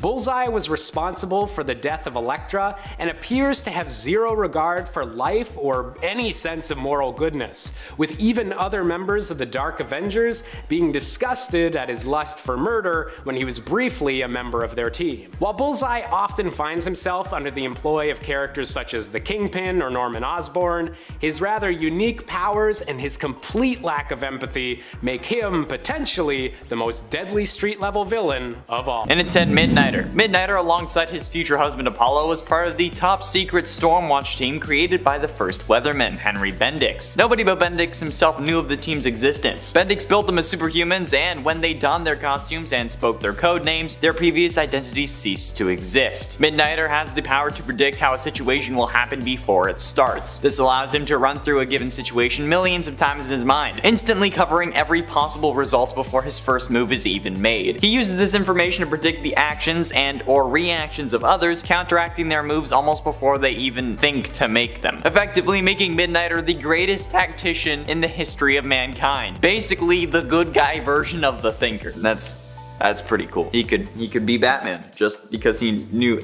every single way it would happen. And at 9, the Atomic Knight. The Atomic Knights appeared in every third issue of Strange Adventures in the early 1960s, beginning with number 117 and running through number 160. In all, there were 15 early 1960s Atomic Knight stories created by writer John Broome and artist Murphy Anderson. They were a band of heroes living in and protecting the post-apocalyptic future of 1992.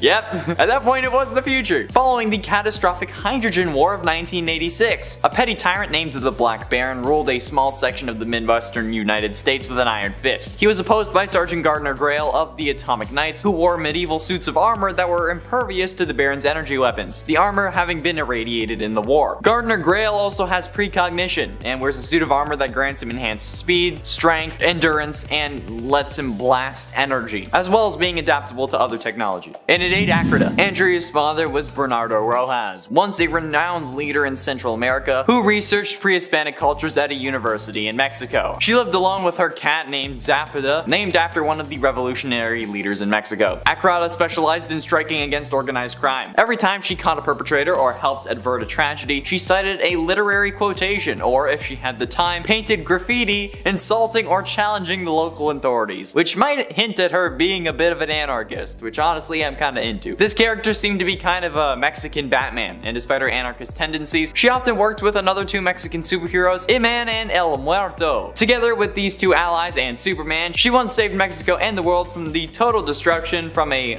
bad guy group trying to channel the powers inherent to the ley lines of Earth to accomplish their goals. So good on ya, Andrea.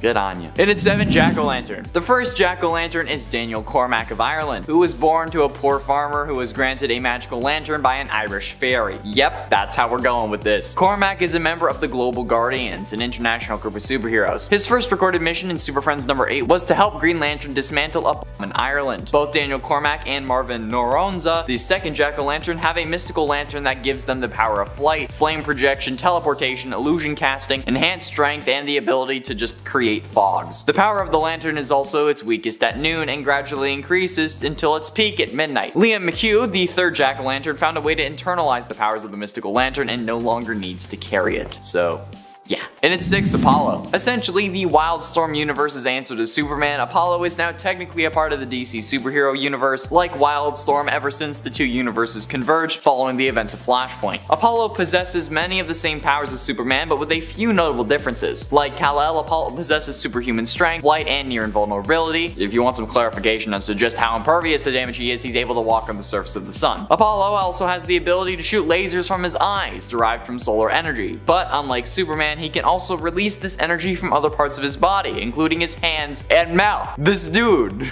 can fire lasers from his mouth. He uses hyper beam in real life. His only real weakness is that he relies on the sun for his powers, so if he doesn't get enough exposure, his powers will diminish, but hey, at least Apollo isn't vulnerable to kryptonite. Halfway through into number 5, Swamp Thing. In a secret facility located in the Louisiana swamplands, scientist Alec Holland and his wife Linda invented a bio-restorative formula that would solve any nation's food shortage problems. Ferret and Bruno, thugs working for Nathan Ellery, barged into Alec's lab, knocked him out, and planted a bomb in the facility. Alec woke up just as the bomb exploded, and in the flames he ran into the swamp. His body had been drenched in the bio-restorative formula, and this affected the plant life of the swamp, imbuing it with Alex's consciousness and memories. The newly conscious plant life then formed a semblance of a human form and rose up from the bog as the Swamp Thing, the latest in a long line of earth elementals created when the green was in need of protection. His body is composed of sentient vegetable matter. He has the ability to nourish himself, superhuman strength, elemental control, chlorokinesis, astral projection, biofission, immortality, regeneration, size alteration, resurrection, you name it, and Swampy can do it. Swampy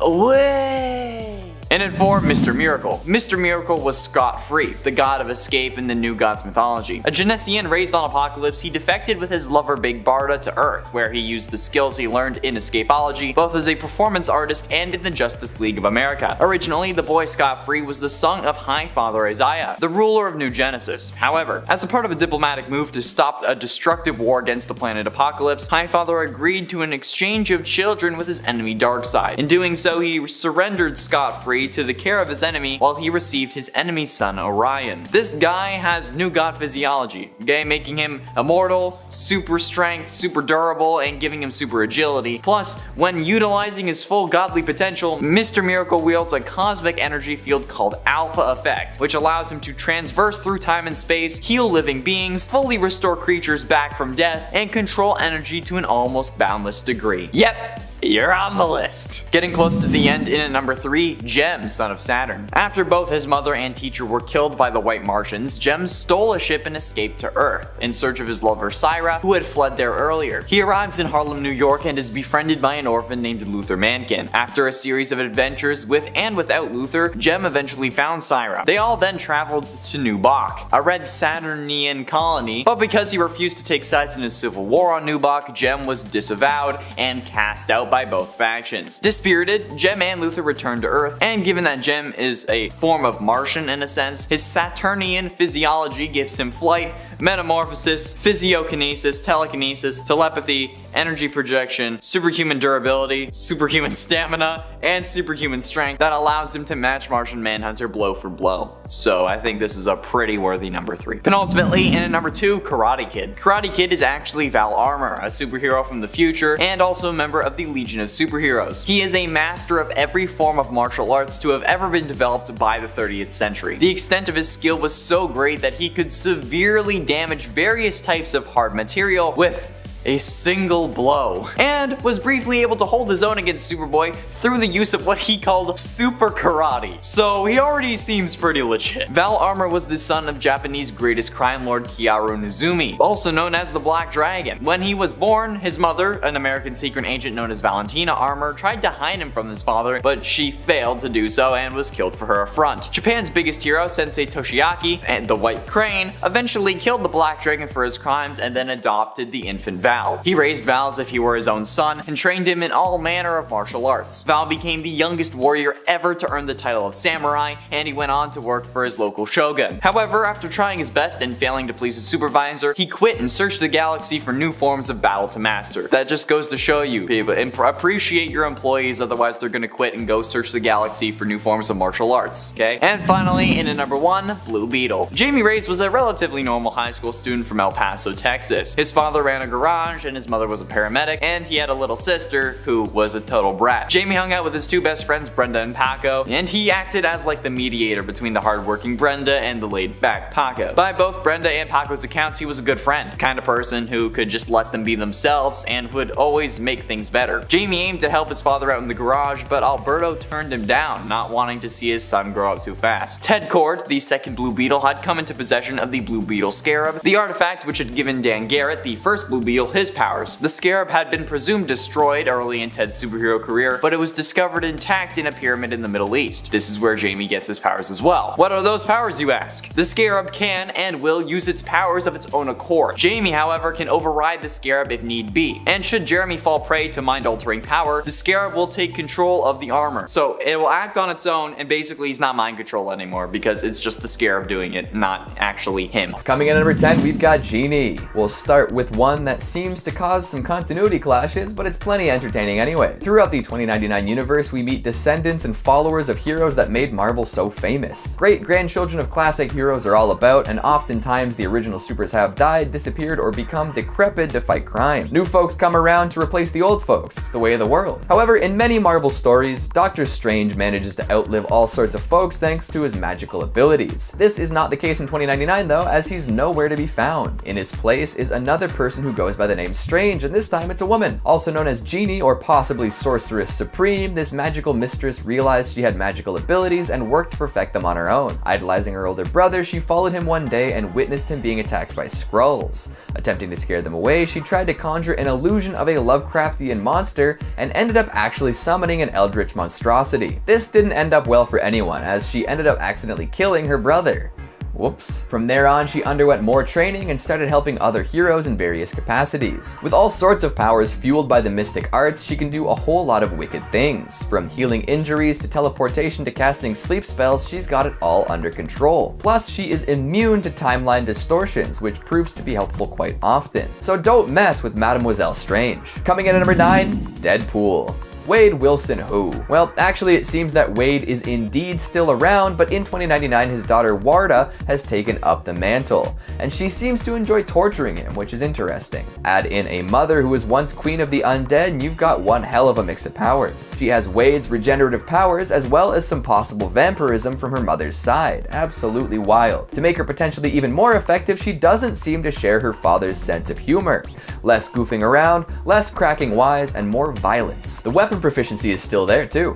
Nice. Warda spends most of her time attempting to figure out where her mother is and eventually finds her true family, so good for her. Coming in at number 8, Moon Knight. Let's go, Moon Knight. In 2099, they're actually on the moon, and she's no longer Mark Spector, but an unknown individual with a totally secret identity. How cool is that? Wielding a bevy of powerful gadgets and weapons, Moon Knight acts as the server of vigilante justice on the moon-based city of Adelan. Stalking the night, or whatever version of night is on the moon, she keeps the many Inhumans who call that place home as safe as she can.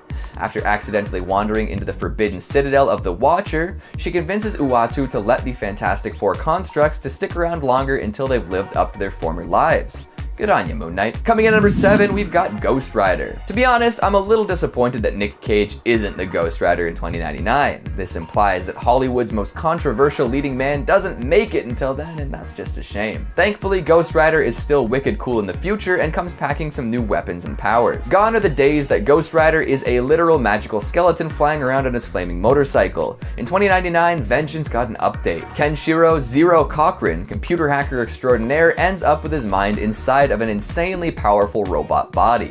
A Cybertech 101 warbot to be exact. And this robot is jam-packed with all sorts of futuristic weaponry, from eye lasers to a hand that can transform into a whole bunch of weapons to a retractable chainsaw embedded in his arm. Oh, and also a 50 caliber gun and grenades. Still a weapon for vengeance though, Ghost Rider manages to project the image of a flaming skull, just like the OG, using his holographic capabilities. Now that's how you future-proof your superhero. Coming in at number 6, Hulk. Our futuristic gamma-fueled beast is definitely a contender for strongest ever. However, unlike the original Hulk, he's not quite immortal. I won't get into the nitty-gritty here, but even a base power higher than the first Green Giant isn't enough to keep you alive against all odds. Too bad too, because this is a really cool reimagining of a classic hero. In 2099, a movie producer named John Eisenhart decides he wants to do a movie about the Knights of Banner. This group worships Bruce Banner like a god and tends to move around all over the place. When Eisenhart finds out he can't get the rights to their story, he turns them into the police, but feels guilty afterwards. He tries to find a way to help them out, but gets caught in the blast of a gamma bomb, turning him into a brand new green monstrosity. He's got more base strength than the original Hulk, sharp teeth and claws useful for ripping and tearing, and even holds onto his human intelligence once transformed. Able to lift up to 150 tons and leap hundreds of feet in a single bound,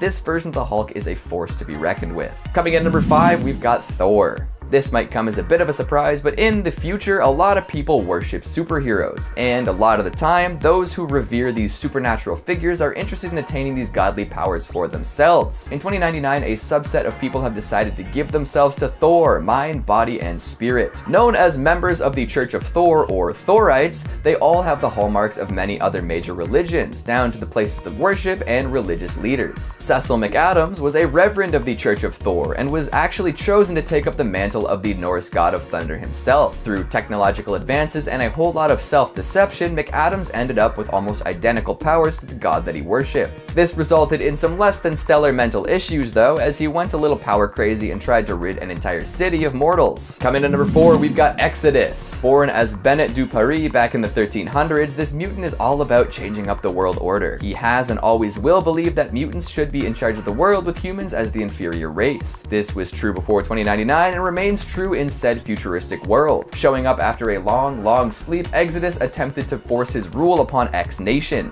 They weren't too happy with this, so Exodus defeated them. Using telepathy, teleportation, and resurrection, he's almost undefeatable. Factor in that he refused to save the humans before Mademoiselle Strange teleported the survivors away, and you've got one bad, powerful dude. Coming in at number 3, we've got Punisher. Even way off at the turn of the next century, Punisher's gotta punish. Frank Castle no longer wears the gigantic skull, instead it's a guy by the name of Jake Gallows, which is appropriate. This ex-Thorite actually grew up with Cecil McAdams as his reverend, but we'll save that story for a rainy day. He lost his family to violence and then came across the old war journals of the original Punisher. With this, he decided he would dedicate his life to punishing. At first, he was a member of the pay-per-use police service, but eventually ended up as Doom's Minister of Punishment. As one would expect, this makes it very dangerous to be deemed a criminal in the future. Strapping, angry, and constantly firing guns in both hands, the Punisher does what he does best. Hell, he even has a hand in killing the new Thor. Coming in at number 2, we've got Spider-Man. If you want a crazy origin story, look no further. In the future, there's one company that seems to have an upper hand over the rest. Alchemax. Miguel O'Hara was a scientist working for them, reluctantly performing genetic experiments on less than willing test subjects. After turning a man into a horrid beast that died quickly, O'Hara decided he'd had enough. However, when discussing this with his boss, he accepted a drink that turned out to be laced with Rapture, a highly addictive substance that bonds with the DNA of the person using it. This was supposed to keep O'Hara addicted, and therefore an employee of the company that produced it for the foreseeable future. In order to reverse this addiction though, O'Hara attempted to rewrite his own genetic code. This procedure was sabotaged by his boss, but ended up including some spider DNA in the process. Thus, Spider-Man 2099 was born. Jam-packed with spider powers, but actually lacking any form of spider sense, O'Hara decided to start fighting crime. Donning a spider suit to hide his identity, he puts his powers to use. Increased strength, agility, stamina, regeneration, some telepathy, claws and fangs, and even spinnerets that generate organic web, and more. Spider-Man is always a fan favorite, that's for sure. Finally, at number 1, we've got Dr. Doom. Unlike most of the other heroes on this list, Doom isn't a clone or a copy or even offspring of another individual, it's still Doom. After disappearing for decades, Dr. Doom decided to upgrade his armor and make a triumphant return, and triumphantly return he does. Coming back in full force, he manages to retake the United States and force his way into a leadership role. Like I said earlier, he employs Jake Gallows as his Minister of Punishment and begins ruling with an iron fist. There really is no stopping Doom, even in the future. Starting us off in at number 10, Lobo the Duck. Lobo the Duck is strangely enough the combination of Lobo and Donald Duck. No, I'm just kidding. Actually, it's Howard the Duck, and was introduced in Lobo the Duck number 1 from 1997 and is present on Earth 9602, but in a timeline where the amalgam heroes have died. Lobo the Duck is a fearless and strangely muscular, especially for a duck, anti-hero bounty hunter who, along with his shape-shifting canine sidekick Impossible Dog, is investigating the murders of several amalgam comics heroes. Lobo only agrees to find the murderers of these heroes if he gets paid up front though, but soon begins the investigation. Lobo fights his way through Gold Kidney Lady, Dr. Bongface, and various other supervillains before he realizes that the end of the world is about to begin, and only he can stop it. He has all of Lobo's powers and abilities, including immortality, super strength, and a mastery of basically every weapon. He also has a genius level intellect, a superhuman sense of smell, can track anyone or anything across galaxies, and is a master of Quack Fu. Yeah, I just wanted an excuse to mention this guy, but honestly immortality makes him pretty damn powerful. And at 9, Pharaoh Man. Pharaoh Man is a combination of Colossus and Pharaoh Lab, and was introduced in X-Patrol number 1, which is clearly a combination of X-Men and Doom Patrol. Peter and his twin Alexei were all each other had, since even their mother couldn't bear to look at their faces. That's not even a face a mother could love. The twins shared everything from the moment they were born, but one day while saving Alexei's life from an oncoming truck, Peter changed into living metal, stopping it, revealing to himself that he was actually a metamutant. But Alexei was unfortunately not. Alexei's growing resentment drove him away from his brother until eventually he left Peter alone. After this, Peter was recruited by Niles Cable, a mysterious traveler from the future, to join the X-Patrol.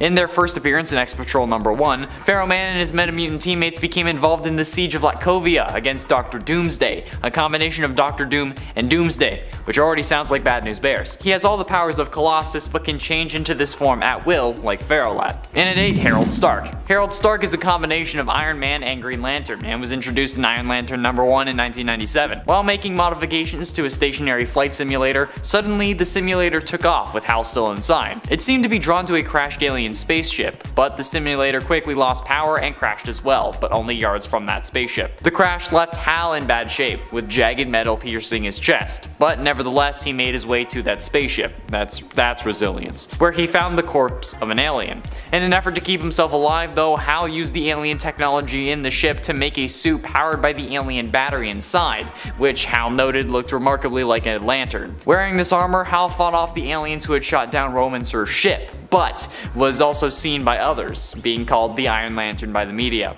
The suit of armor not only allowed him to survive, but gave him incredible powers, allowing him to create any object he pleased out of green energy, due to the battery he used being powered by the living planet. Iron Lantern has the technical and genius level intellect of Tony Stark, but has all the powers of Green Lantern, which is pretty damn cool. And at 7, Dinah Prince. Dinah Prince, also known as Dinah of Themyscira, was first introduced in Bullets and Bracelets number 1 and is a combination of Wonder Woman and Elektra.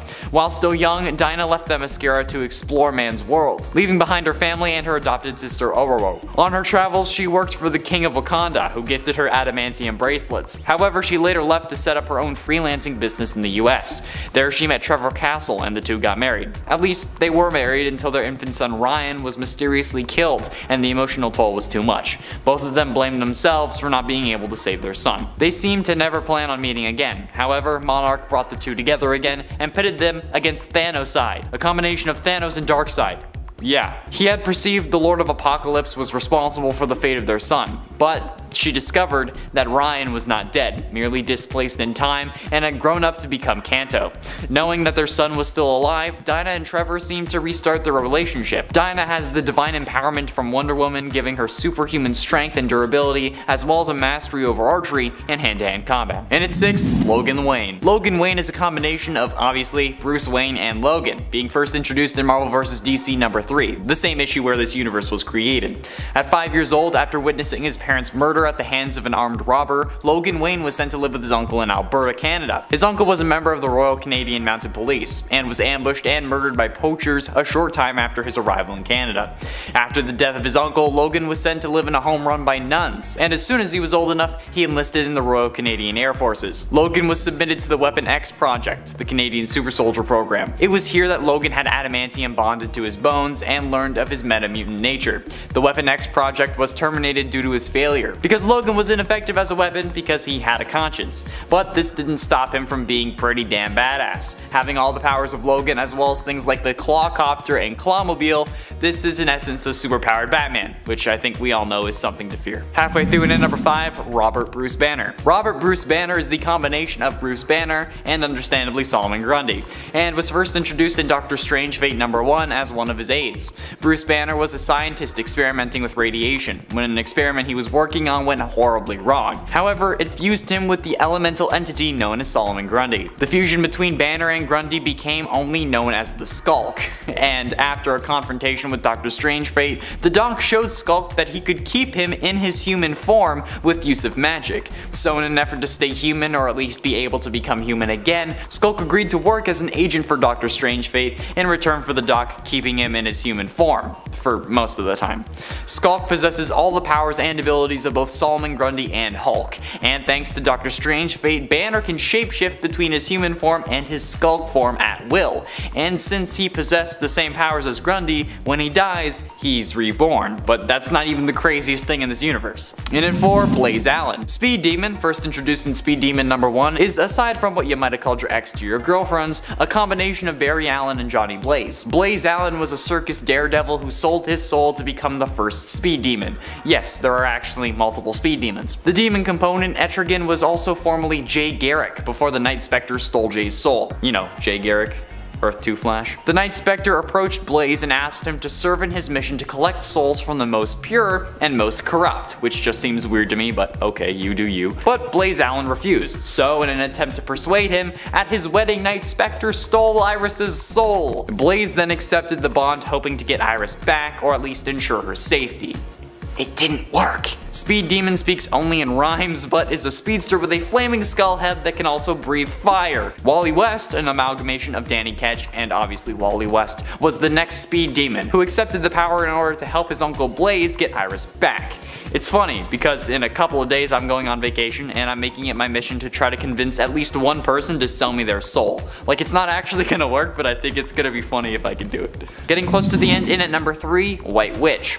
First appearing in Doctor Strange Fate number 1 from 1996, White Witch is a combination of Scarlet Witch and Zatanna. White Witch's origin is not completely known, but when she was introduced, she was acting as one of Doctor Strange Fate's aides. Fearing that access would divide the Amalgam universe back into its original 2 universes, Doctor Strange Fate decides to capture and exterminate him, so he has Mix mystically teleport his 3 agents into his sanctum, known as Arkham Tower. Strange Fate proceeded to explain to the 3 that Access was a greater threat than any of their previous foes, including Mephisatanus or Baron Wotan. Access managed to escape Skulk and Jade Nova by teleporting, but White Witch approached him from behind, pushed him to the ground, climbed on top of him, and with a kiss, he was knocked out. Then White Witch said that you shouldn't send a girl or a monster to do a woman's job. White Witch has all the powers of both Scarlet Witch and Zatanna, making it obvious why Doctor Strange Fate would want her as his aide. That's insane. And it can only be topped by 2 people. Penultimately in at number 2, Clark Kent. Super Soldier is fairly evidently the combination of Clark Kent and Steve Rogers, first being introduced in Marvel vs. DC number 3 from 1996. During World War II, government scientists were working on a super soldier formula that would transform a man into much more, into some sort of human weapon using cellular samples from an alien corpse. Clark Kent volunteers for the Super Soldier program and they administer the formula, as well as a good chunk of solar radiation. This mixture gave Kent incredible abilities, including all of those of Captain America and Superman. Super strength, heat vision, flight, you name it. Now known as Super Soldier, Kent wields the Superman logo as his shield. In March of 1942, Super Soldier fought Ultra Metallo, a robot sent by Lex Luthor to aid Germany in winning the war by killing Clark. But the fight started in Washington, DC and ended above the northern Atlantic Ocean, when Clark sacrificed himself to take down the robot, sinking them both into the icy depths. Jimmy Olsen was one of the few witnesses and instead reported that Super Soldier had retired after America had declared that they won the war. 50 years later, the body was thawed out in JLA number 4 and Clark joined the Judgment League Avengers as its leader. Finally, in at number 1, Doctor Strange Fate. Doctor Strange Fate is one of the most powerful beings on Earth 9602, being a combination of not only Doctor Strange and Dr. Fate, but Charles Xavier as well. While traveling through the Himalayas, Metamutant Charles Xavier was rescued by Nabu the Ancient One, who at the time was Lord Supreme of Order, which is a pretty damn impressive sounding title to say the least. Taught the mysteries of the supernatural world by Nabu, Charles taps into the energies and forces of both telepathic and mystical, making the Metamutant Sorcerer one of the most powerful beings in the Amalgam universe. Since he was already a powerful telepath, Charles quickly surpasses his teacher and was promoted to the new Lord Supreme of Order. Doctor Strange Fate was also one of the founding members of the Judgment League Avengers, and began pursuing threats in shadowy realms, leaving the protection of Earth to, you know, lesser beings.